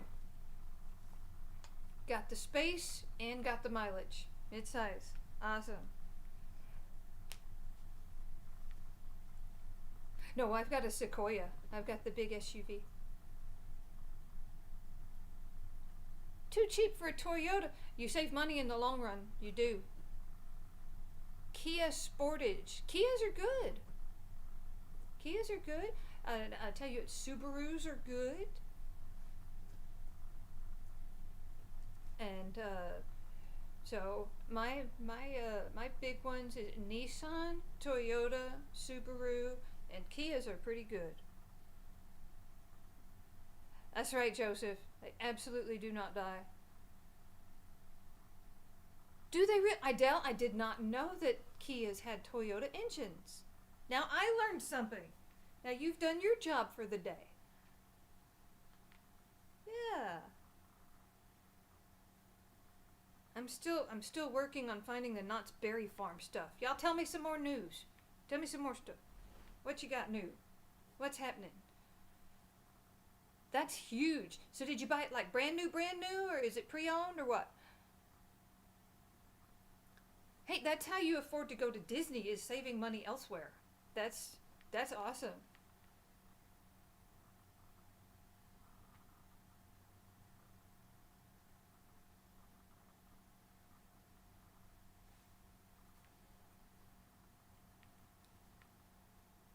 Brand spanking new. Good for you. Isn't that a neat feeling? I know all the professional money-saving people, they say never buy brand new, but I tell you what, there's just something about it. You know, you knowing that you put every last mile, every first mile on that car is your own, and that you know you took good care of it from the get-go.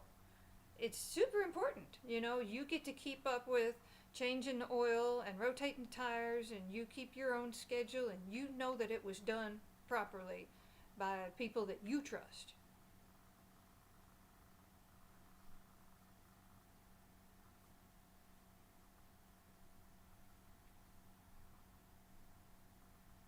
Yeah, warranty is so amazing. Love our cars into a light way. Oh, I'm glad you got a good warranty. That's awesome. I don't know anything about the Kia warranties, but I've heard good things. And I know they're very affordable, but I did not know that about the Toyota engine. That's really cool. That's really cool.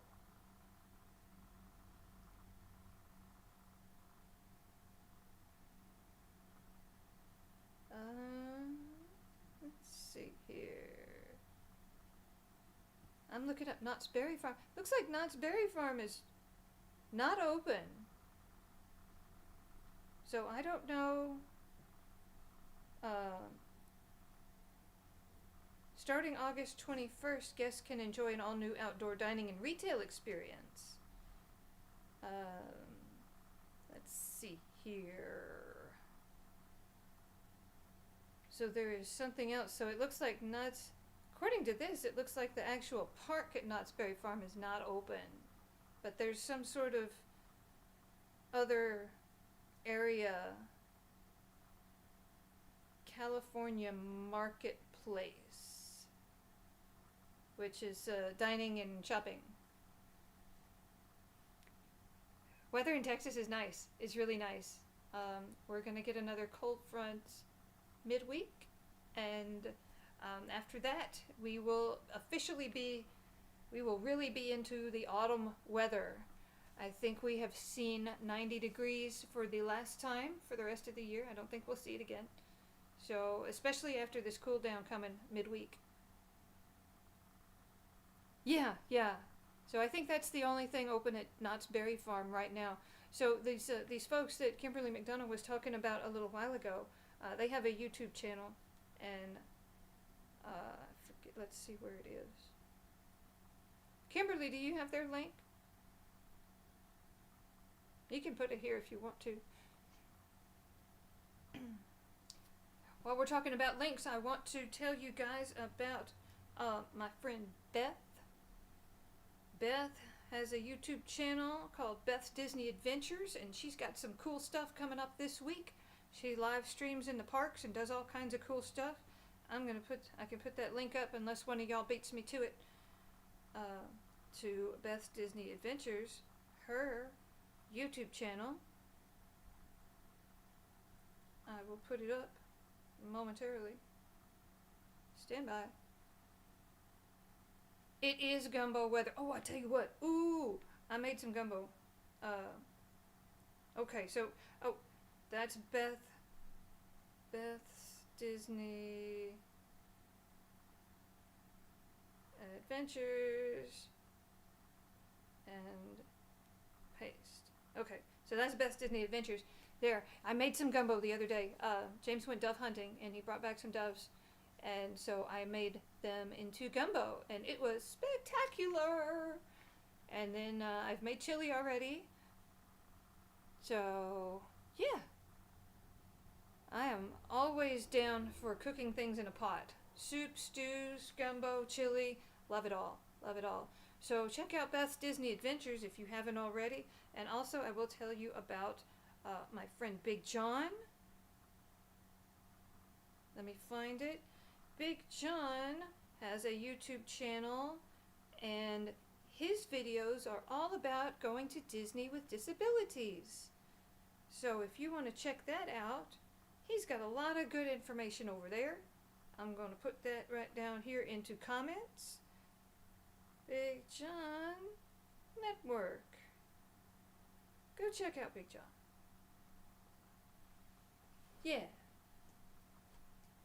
Let's see here. So we've got Beth and we've got Big John, and I think Kimberly said she was having trouble with her YouTube. Let me see if I can find. I don't remember the name of that YouTube channel. of her friends. It's not just her name, so I can't remember what it is. That she was saying that they went to Knott's Berry Farm, but it's got to be just their version of Disney Springs because I'm looking it up and it says that the park is not open. I don't know anything about Knott's Berry Farm. I'd love to go though. Someday.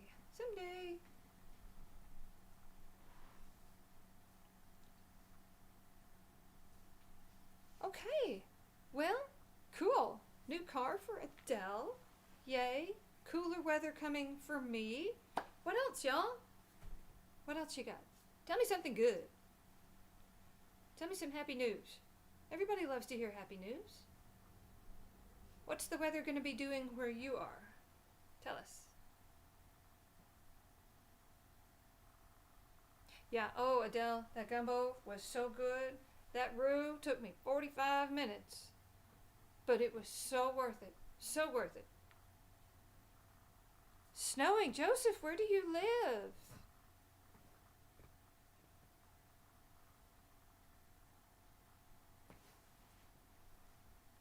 Amy is oh, Michigan. Oh my gosh. Wow. Yeah, for sure snowing. Wow. Has it snowed yet?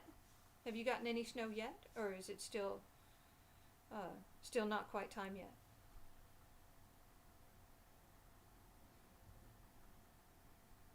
I was about to say, Amy, if she is Disney tired, she needs to get over it really quick because she's fixing to turn right back around and do it again. Yeah, Joseph could use some gumbo. That's for sure. That's for sure. Gumbo. I tell you what, I made Beth's Tuscan chicken the other day. That was really good. That's low carb too. Wouldn't even know it. Wouldn't even know that it's low carb. It's delicious. I did a spaghetti squash on the side. So good. I learned something important though. For that sauce, you need to quadruple it. It's so good. So good. Yeah, Amy, don't unpack. Oh, gumbo is everything. Well, yeah, it's a Louisiana dish, but it's all of the South. Everybody loves good gumbo. Good gumbo. And my people, a good portion of my family tree are from Louisiana, so I've always known gumbo. But yeah, it's popular in all of the South.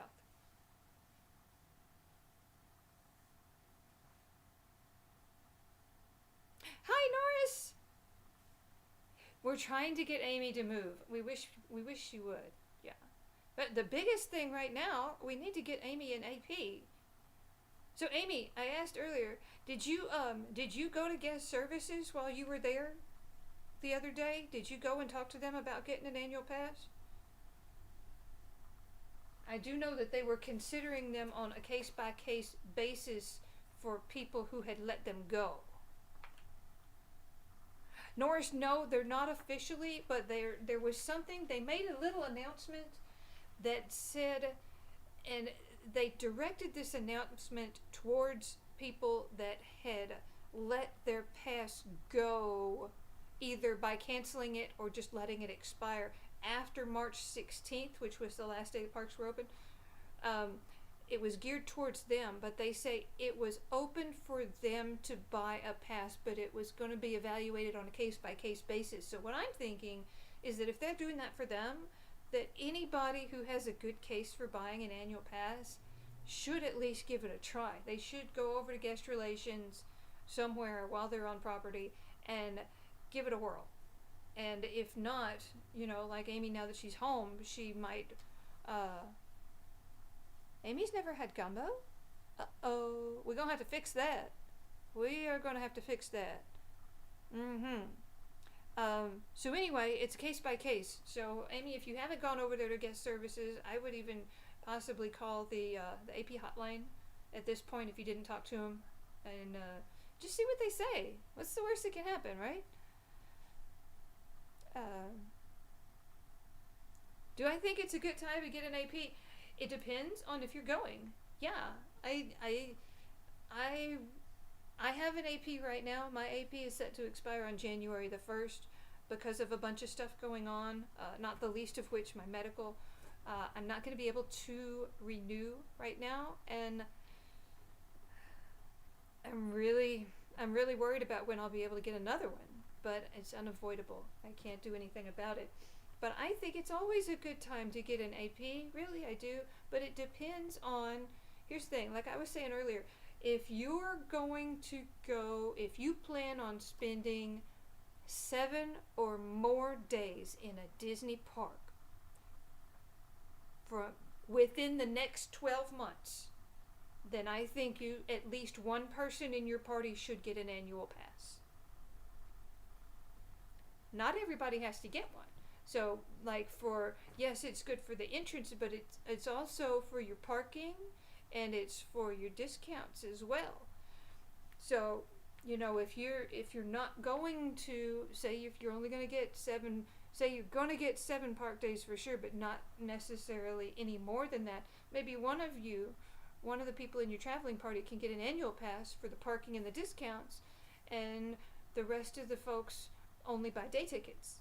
You can do that.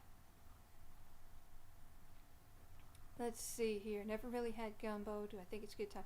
So previous owners that let their passes lapse. Yeah, Norris, that offer, the announcement was made that they were going to evaluate case by case pass holders that let their passes expire or asked for refunds and canceled them after March 16th. And that was where they were focusing that offer on. But I think that anybody with a good case should talk to them and say, hey, look, like for some example, I saw a lady in a group a while back asking about pass holder status because all the rest of the family had APs, but they had a little kid that just turned 3, and they didn't want to have to buy day tickets. They wanted to get him an AP too, because they go a lot, but they weren't available to be purchased at that time. But I think anybody in a situation like that should call or go to guest relations and see what they say. The worst they can say is no. You might be able to get you might just be able to go ahead and get an AP. Amy's from the Midwest. They serve gumbo at a hotel in. Ooh, I wouldn't trust Northern gumbo unless the chef spoke like we do. Oh, you should call, Amy. Yeah, well, Joseph, if you're gonna go, then you should think about it. Yeah, but if you're not gonna go, then definitely don't. It's not worth. Don't buy it if you're not gonna go.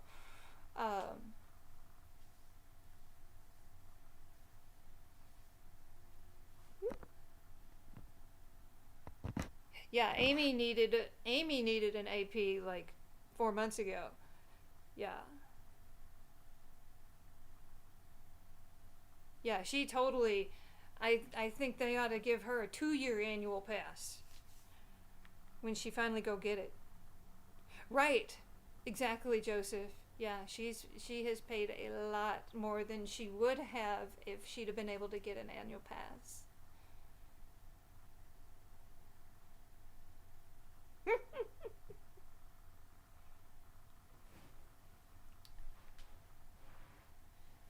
Yeah, Joseph, that's up to you. It's all a matter of what you think is going to be a worthwhile trip for you.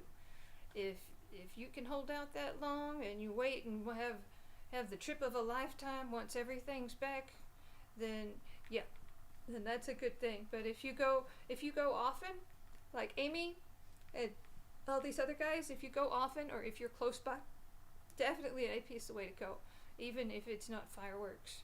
But we did have fireworks testing at Epcot after hours several weeks ago. So I don't know what that was all about, but I have high hopes. Now, there has been no word about when the fireworks are coming back. Not a peep.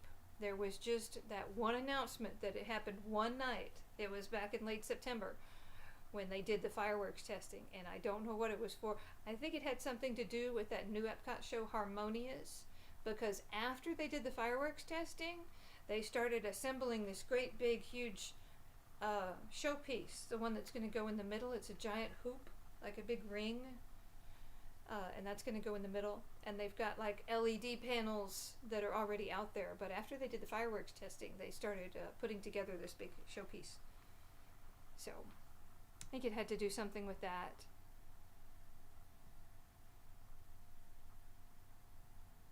My annual pass is a platinum because I am out of state.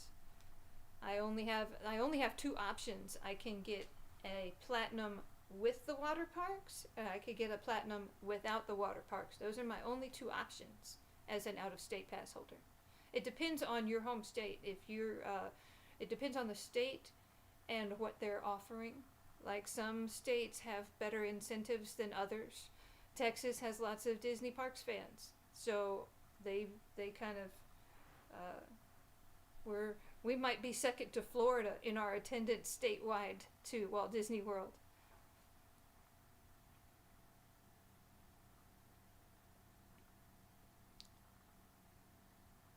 Till January 2022, I have not mentioned that yet.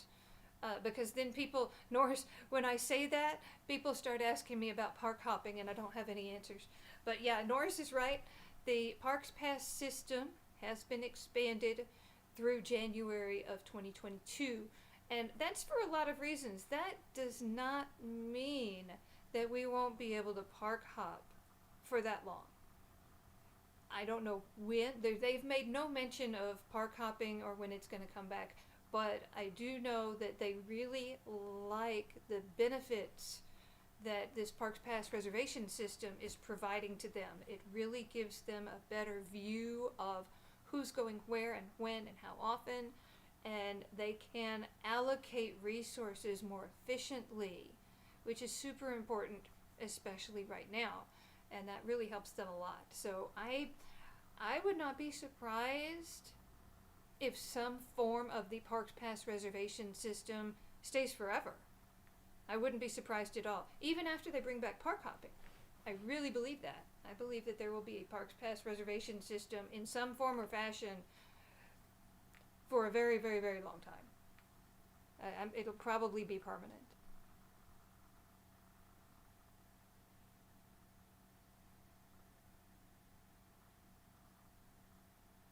It is, yes. The Florida residents have a lot more options.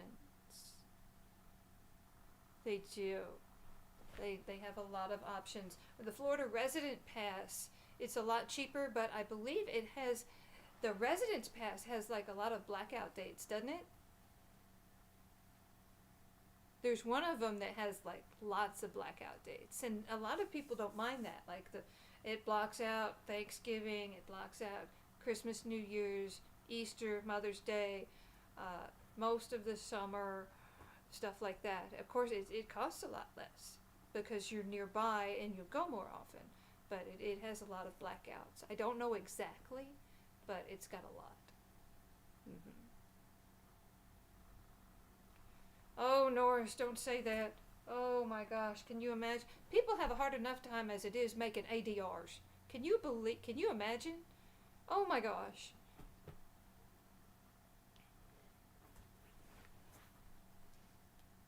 Right, Norris? I like your logic.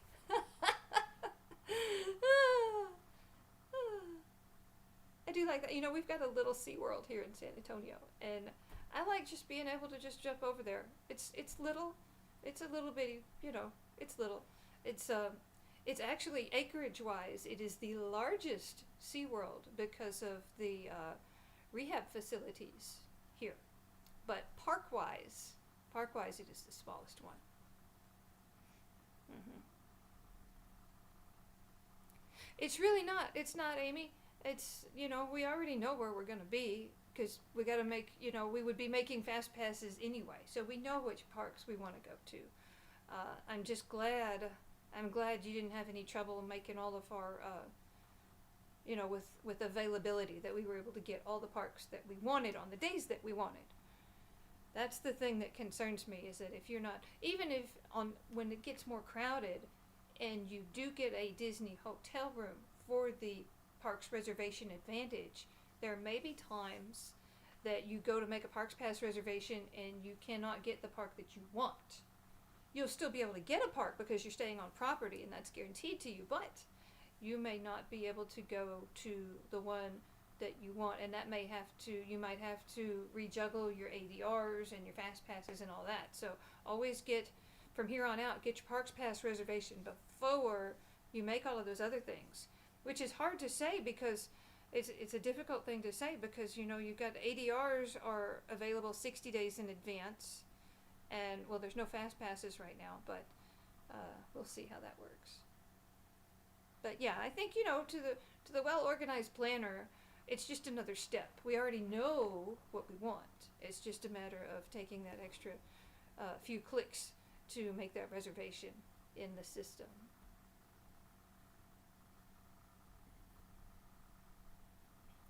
Oh, Joseph, it's because they have an answer because they've seen it all. They've seen it all. There's nothing new under the sun. They are consummate professionals. They have plotted out every scenario, and they have a plan. They've got a plan. They've got it.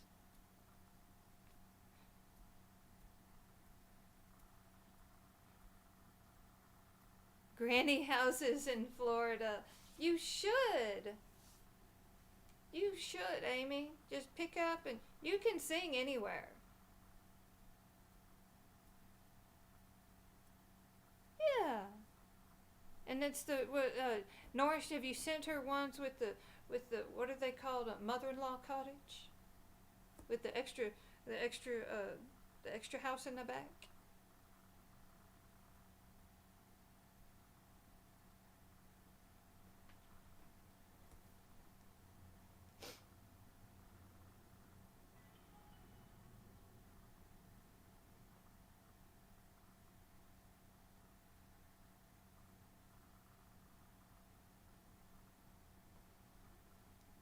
So, houses that haven't been touched since the early 90s. Oh, vintage! Yeah, you get one of those and you can rent it out as an Airbnb. Yeah, you and your mom, you get the house, and then you use the cottage you can just rent it out. Tell you what, those Airbnbs down there, that'll pay your mortgage. It will. It will. Just don't be like that place that I stayed at that one time, and just make sure that your tenants, your guests, your visitors, your whatever you call them, can control the thermostat however they want to. Yes. Golden Oaks. Oh my gosh. You're working on your car. Joseph, what's wrong with your car? No, Adele, you can't cut that. We gotta hire cast members to cut the grass.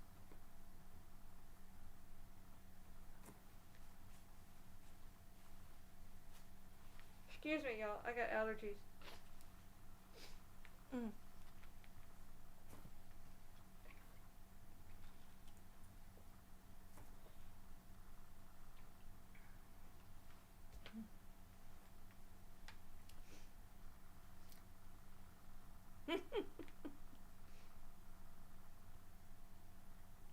So anyway, yeah. We got one person working on a car. We got one person got a brand new car. That's a lot of cars going on. Lots of cars. So, custom made radio system, wired the whole car, all the options and more. My last few cars I had. You had stars in them. Oh, were you a chauffeur?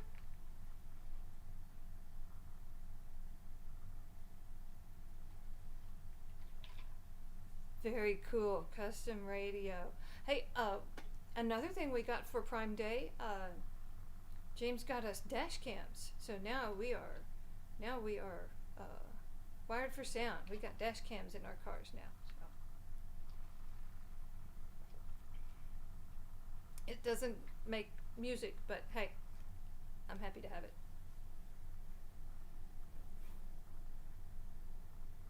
Oh, you customize and sell. Oh, wow. Very fun. That's excellent. You get lots of custom orders, I bet. like those guys on those TV shows. Checking for more news just in case. It's all California. Today has been all about California. So heartbreaking. Yeah, there's nothing else. Oh wait, here's something else. Here's something from D23. John Chu is going to direct Lucasfilm's Willow series for Disney. Is it Disney Plus or what is it? Is it going to be a series on Disney Plus? So we're going to have a Willow series. Who remembers Willow? Beep, beep, beep, beep, beep, beep, beep, beep, breaking news. Thank you, Adele. Oh, that's awesome, Joseph. You know how the Rolls Royce has stars in some of them? That's what I do, but my stars have more options. Oh, the LED things? Cool. Oh, wow. So with Disney music, feels like you're at Disney. So let me guess. So did you program the fireworks? So your stars make little fireworks thingies? That would be cool. Disney music. That's something else I'm going to do. I'm working on, with all of this YouTube software, I'm going to start bringing in music. You know how Beth has her little music on the side. I'm going to start bringing music in. Yeah, Willow. Do you know, I never watched Willow until after I got Disney Plus. I had never seen it. I know. I'm sorry. I'm terrible. But I loved it. And I'm looking forward to the series. It's going to be great. I know it. I'm certain of it. Do their minivans. I wish, Joseph. I wish they hadn't gotten rid of those minivans, but they're gone. I'm sorry. They are gone. That doesn't mean you couldn't make one, though. You could make one. Put the spots on there and do all kinds of stuff. Yup. Yeah, a lot of people miss the minivans, but I tell you what, they priced themselves out, you know, because first when they started out, it was a $25 flat fee, and they'd go anywhere on property, from anywhere on property to anywhere on property, $25 flat fee. They had the car seats and everything, but after a while, they said, and it started as. Then they switched it, and it was a $25 to start, and then they added time and mileage on top of the $25. So it was like, no. And I know a lot of people still liked it because it's a cast member driving, and they had all the information. You could just ask them anything, and they also had car seats, where a lot of the Uber and the Lyft don't come with car seats. Now, you can request them, but a lot of times it takes longer and it costs more. But, yeah, they did. They got greedy. Go figure. Imagine Disney doing that. They got greedy, and then what happened? Then they, those cast members, they were out of, I don't know where they went, where the mini drivers, if they went back to their old positions, or if they went into the unemployment line, or I don't know what happened to them. And then the cars went back too. Now, no more minivan. Yeah. Well, it was before. And they just, are they? Okay. They're bus drivers now.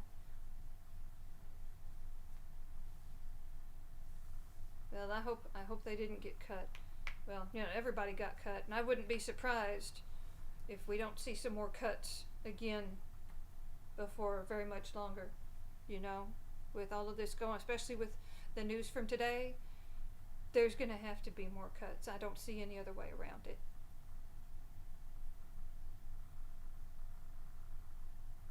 Oh, wouldn't that be nice? Yeah, a direct into the, oh boy. Well, there's that one. You can still do, private VIP tours where they bust you behind scenes, backstage and all that. You can still do that. You can't do the group tours like Keys to the Kingdom and all those other things, behind the scenes and all that.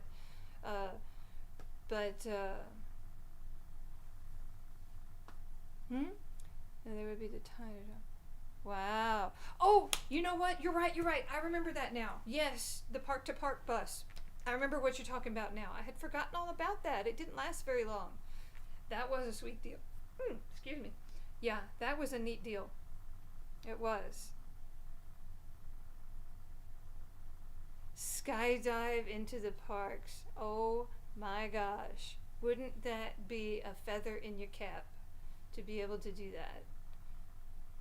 To go land over, in one of the open areas, that would be too dangerous to land into the park, but that would be cool to be able to land on property anywhere. But yeah, so private VIP tours are actually, if you've got, so I read an article that did the math a long time ago. It broke down the price of those VIP tours with a plaid. And if you get, I think the maximum number of people that you can put on your VIP tour is 10 people. And say it costs $5,000. So that's only $500 a piece, right? And in that amount of time, if you get an 8-hour, because there's a minimum, I think it's a minimum certain number of hours you have to do. So if you got an 8-hour VIP that encompassed all 4 parks, and that allowed you to do everything you wanted to do all in one day, but it cost $500 above and beyond your park ticket, how much money would that actually save you in the long run if you got to do everything? Like, for me, I wouldn't care because I'd still want to have the time in the parks. I would. But for somebody who really wanted to knock it all out and cross things off their list in a short amount of time, because that was all the time that they had, those VIP tours, if you could pack it full and split it amongst, 9 of your closest friends, it would actually save you money. The tour, not the skydiving. The balloon. Want that? Oh, that balloon ride was fun. Y'all streamed that balloon ride. It was really cool. Aren't tickets include for the VIP tour? I don't remember. I thought you had to have park admission separate. I thought you did. I might be wrong. It's been a long time since I looked at the details. I can't remember.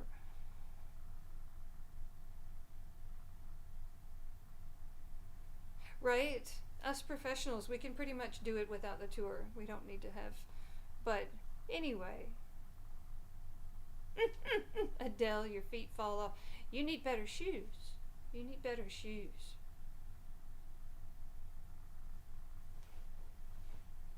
Speaking of shoes, what does everybody wear shoe-wise to the parks? What does everybody wear? My go-to shoes for the parks is Chacos. Oh, they're downstairs. Sorry, I don't have them here. I don't have my shoes on. Chaco sandals, because they have high arches and they curve up. They have a really high arch support. So that way my heels don't hurt. All of my weight is spread out across the entire bottom of my foot. I've got to have my Chacos for in the parks. I wouldn't have anything else. Sperry's, no kidding. Adele needs a slower husband. I tell you what, when I go with Beth, she walks so fast. She slows down for me, but sometimes she gets in a hurry and forgets, and it is a workout. It's a challenge for me. It's a good workout for me to try to keep up with Beth, because she's a power walker.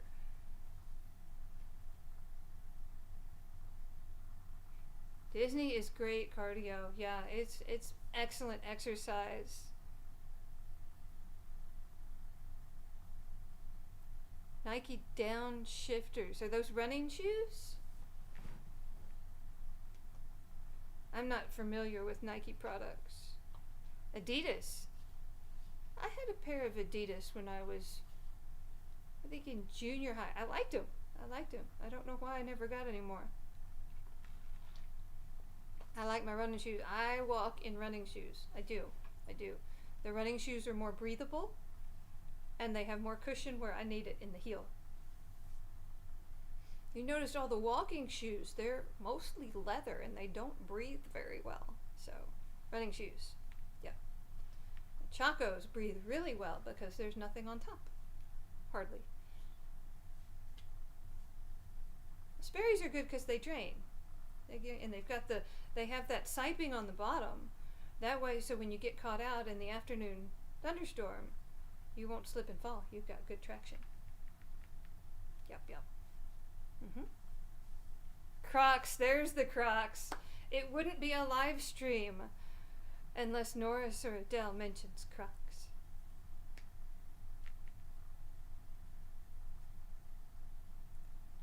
We went a month after all. Norris left me behind. Oh. You know what's funny though, Norris? There are some Crocs that look really nice.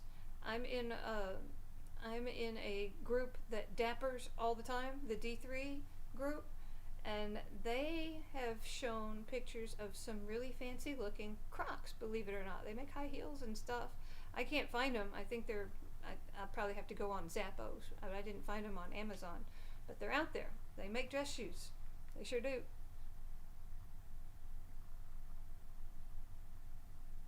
Yeah, Nikes fit my feet weird too. They do. I think they run a little bit smaller than some other shoes.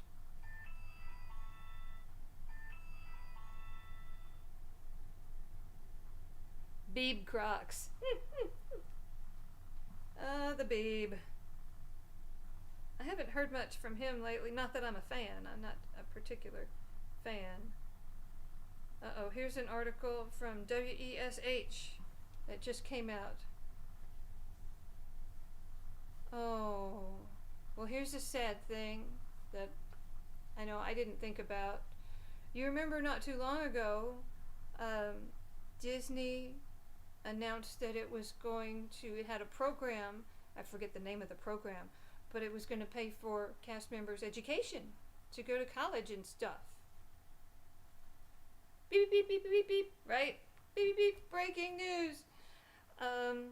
This is an article from WESH Orlando, and it talks about the program. I don't know if y'all remember. I forget the name of it, like I said. I forget the name of the program, but it was where Disney said that they would help cast members pay for their education while they were working as cast members. Well, a lot of those folks are no longer cast members.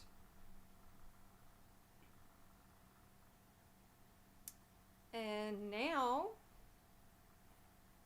they're going to not be able to continue the education that they started on that program.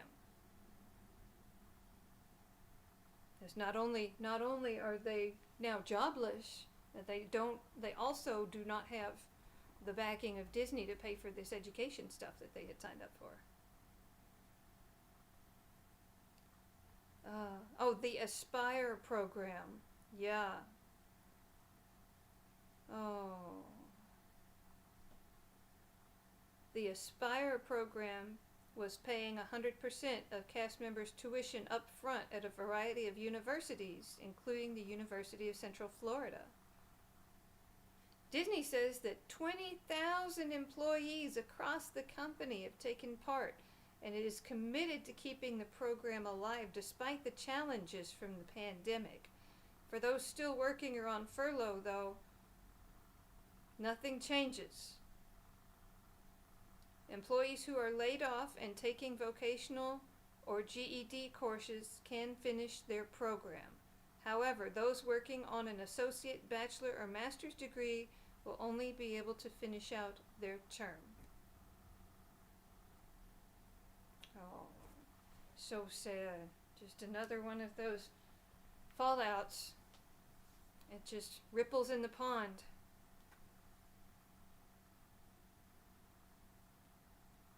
No, I couldn't imagine. It's got to be heartbreaking, losing your job and also not being able to continue with your education also.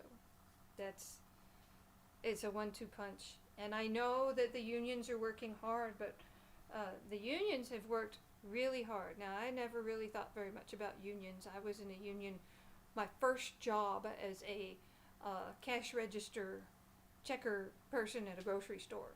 And I was forced to join the union. They would not hire me unless I joined the union.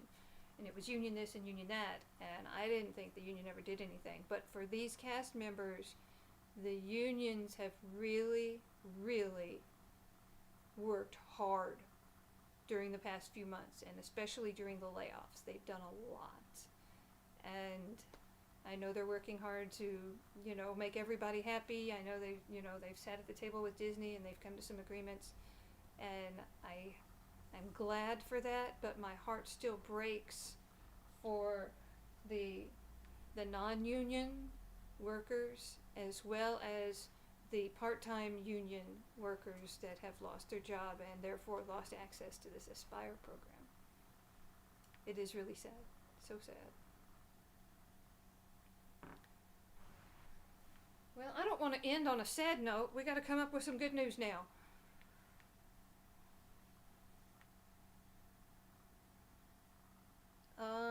All right, hang on. Let's find something happy.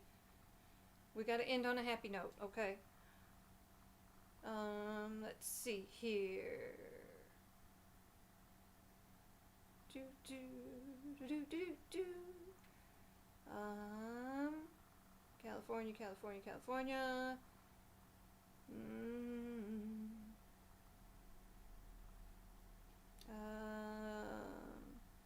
Yes, here we go. Brand new, breaking news just came out right now from the Disney food blog. Disney has helped Make-A-Wish grant its 500,000th wish. Oh, wish number 500,000. Now remember, if you get that Locals Florida license plate with the Magic Kingdom 50th anniversary, you will help fund Make-A-Wish. Yay! 500,000 wishes. Here's the Disney Food Blog article. Over the past 40 years, Disney and Make-A-Wish have made more than 140,000 wishes come true. And even though in-person wishes are on pause right now due to coronavirus, Disney has helped a special 16-year-old put together a virtual Camp Karina.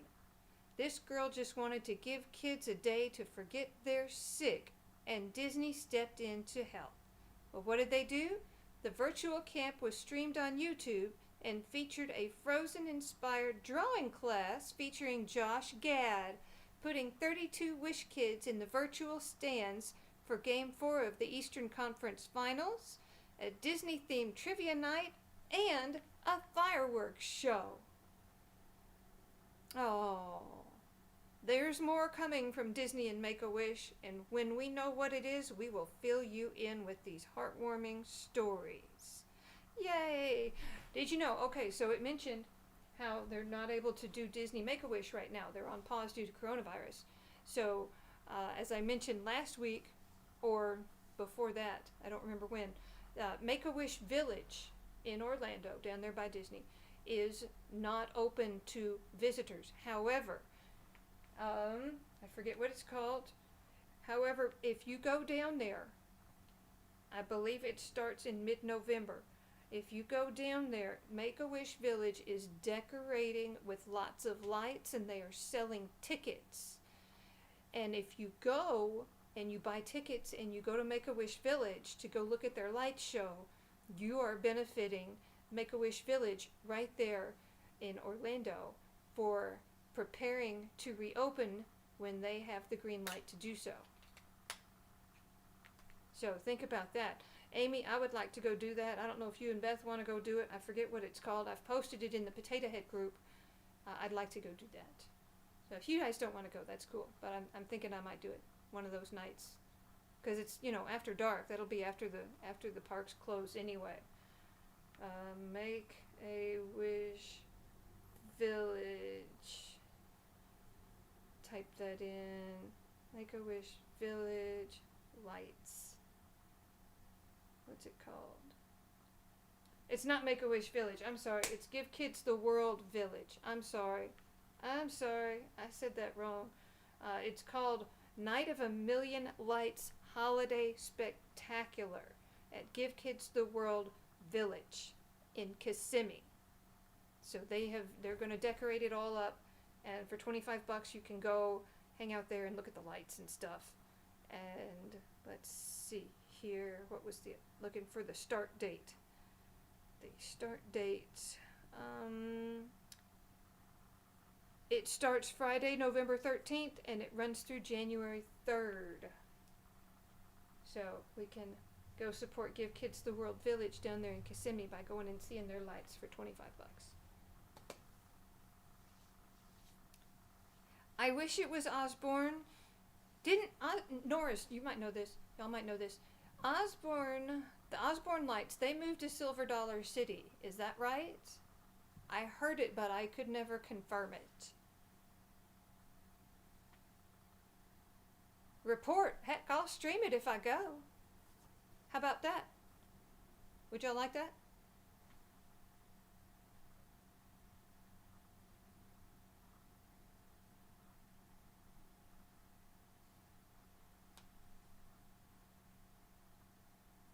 The Osborne family? Well, it was, their name is Osborne. It's not Ozzy Osbourne, but it was, yeah, you can look, it's got lots of stories about Osborne family lights. It's got a Wikipedia page. Hang on, let's see here. Okay, so the Osborne family spectacle of dancing lights was a display of Christmas lights and decorations at Hollywood Studios. Initially constructed by an Arkansas businessman as a gift for his 6-year-old daughter, the display came to be one of the most popular attractions during the park's holiday season. It debuted in 1995 at Hollywood Studios, but it started out as a guy's house. He started it out and added a little bit more each year until eventually the neighbors started to complain because not only was the display blinding at night, it was causing tremendous traffic problems throughout the entire neighborhood. And he didn't want to get rid of it, so he finally, something happened, and so he started talking to Disney and eventually sold the whole thing, kit and caboodle, to Disney, who packed it up and moved it over to Hollywood Studios, and it lived on over there for many years. So here we go. Here's from the Wikipedia page. Jennings Osborne, along with his wife, founded the Arkansas Research Medical Testing Center in Little Rock. That's their background. The business's success allowed he and his wife eventually to purchase a large estate in the middle of town back in 1976. In 1980, the Osbornes had a daughter. And in 1986, the daughter asked her father if they could decorate the house for Christmas with Christmas lights. Well, of course, he said yes, so he strung together 1,000 lights around the house, and each year after that, it just got bigger and bigger. Eventually, they purchased 2 properties adjacent to the house and expanded the light display into those as well. And by 1993, the display had over 3 million lights. Some of the more prominent features included the illuminated globe with Little Rock and Bethlehem marked on a map mounted in the backyard, 2 rotating carousels of lights placed on each end of the estate's circular driveway, a 70-foot-tall Christmas tree with 80,000 lights in 3 colored layers mounted on top of the kitchen, and a canopy of 30,000 red lights over a section of the driveway. The lights were extremely popular in both Arkansas and around the world, and as news crews often visited to film the display. Since their house was located in one of the busiest streets in Little Rock, it eventually caused severe traffic issues and many complaints. By 1993, it was lit for 35 days during the season, from sunset till about midnight every day. 6 neighbors filed a lawsuit saying the traffic made trips to the corner store take 2 hours, and they feared that emergency vehicles would not be able to get down the street. The Osbornes responded by adding 3 million more lights. The county court ordered an injunction against the display, limiting it to 15 days and directing that it be lighted only from 7 p.m. until 10:30. He appealed and lost, went to the Supreme Court, where Justice Clarence Thomas refused to halt the order. In 1995, the state Supreme Court shut down the display altogether. The Osbornes continued to have a light display, but on a much smaller scale, well into the 2000s. After the September 11th attacks of 2001, they erected an enormous lighted American flag with the words "God Bless America" and "God Bless George W. Bush" across the top and bottom of the flag, and the display remained up for several years, even as the strands of lights began to burn out. Hmm. Yeah, it's a family name. Uh-huh. Yeah. I bet yeah, that's probably the only way they could afford it. Osborne Lights. Mm-hmm. Let's see here. The story of the display caught national attention, including offers from several cities to host the display. Walt Disney World project director John Phelan contacted Osborne's attorney about moving the display to Orlando and eventually discussed the potential move to Osborne with Osborne himself. Osborne was intrigued by the offer, but initially understood that Disney wanted to put the display on another residential street in Orlando. What Phelan actually offered was to install the display on Residential Street, which is a backlot section at Hollywood Studios, then known by its original name, the MGM Studios. Being a fan of the resort himself and realizing where the display would go, Osborne accepted the offer, and in 1995, the display was moved to Hollywood Studios and set up on Residential Street as the Osborne Family Spectacle of Lights. It was an immediate success.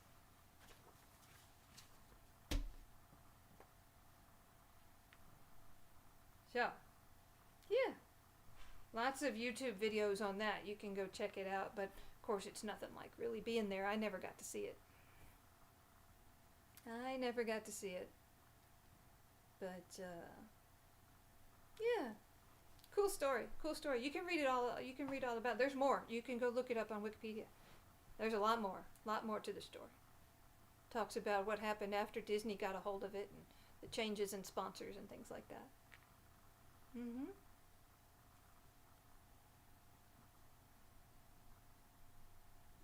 Yeah, but I'm pretty sure what's left of it got moved to Silver Dollar City. So now it's on the list. I want to go there.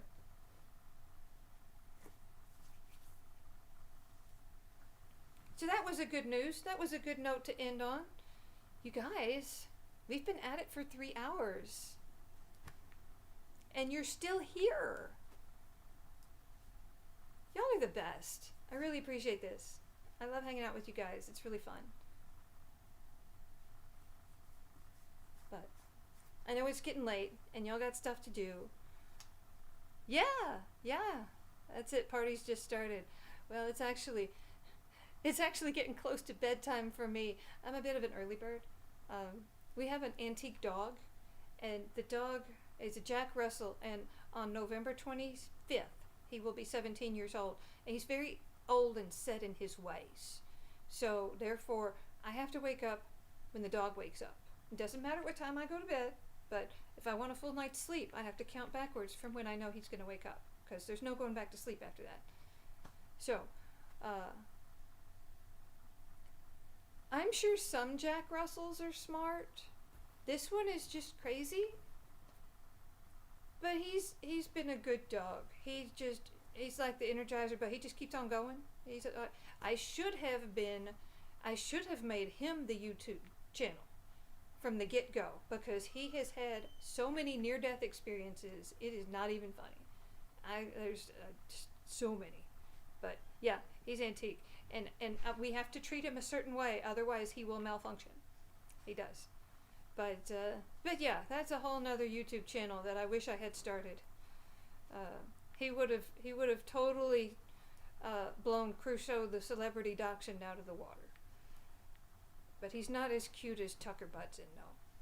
Anyway, you guys, go check out Best Disney Adventures. Go check out Big John, and be sure and share this stream with all your friends. Tell everybody. Bring friends next week. I hope I will do everything that I can to be here again next week. Like I said, I've got a procedure on Monday, and the last time I had this thing done, it really knocked me for a loop for quite a few days.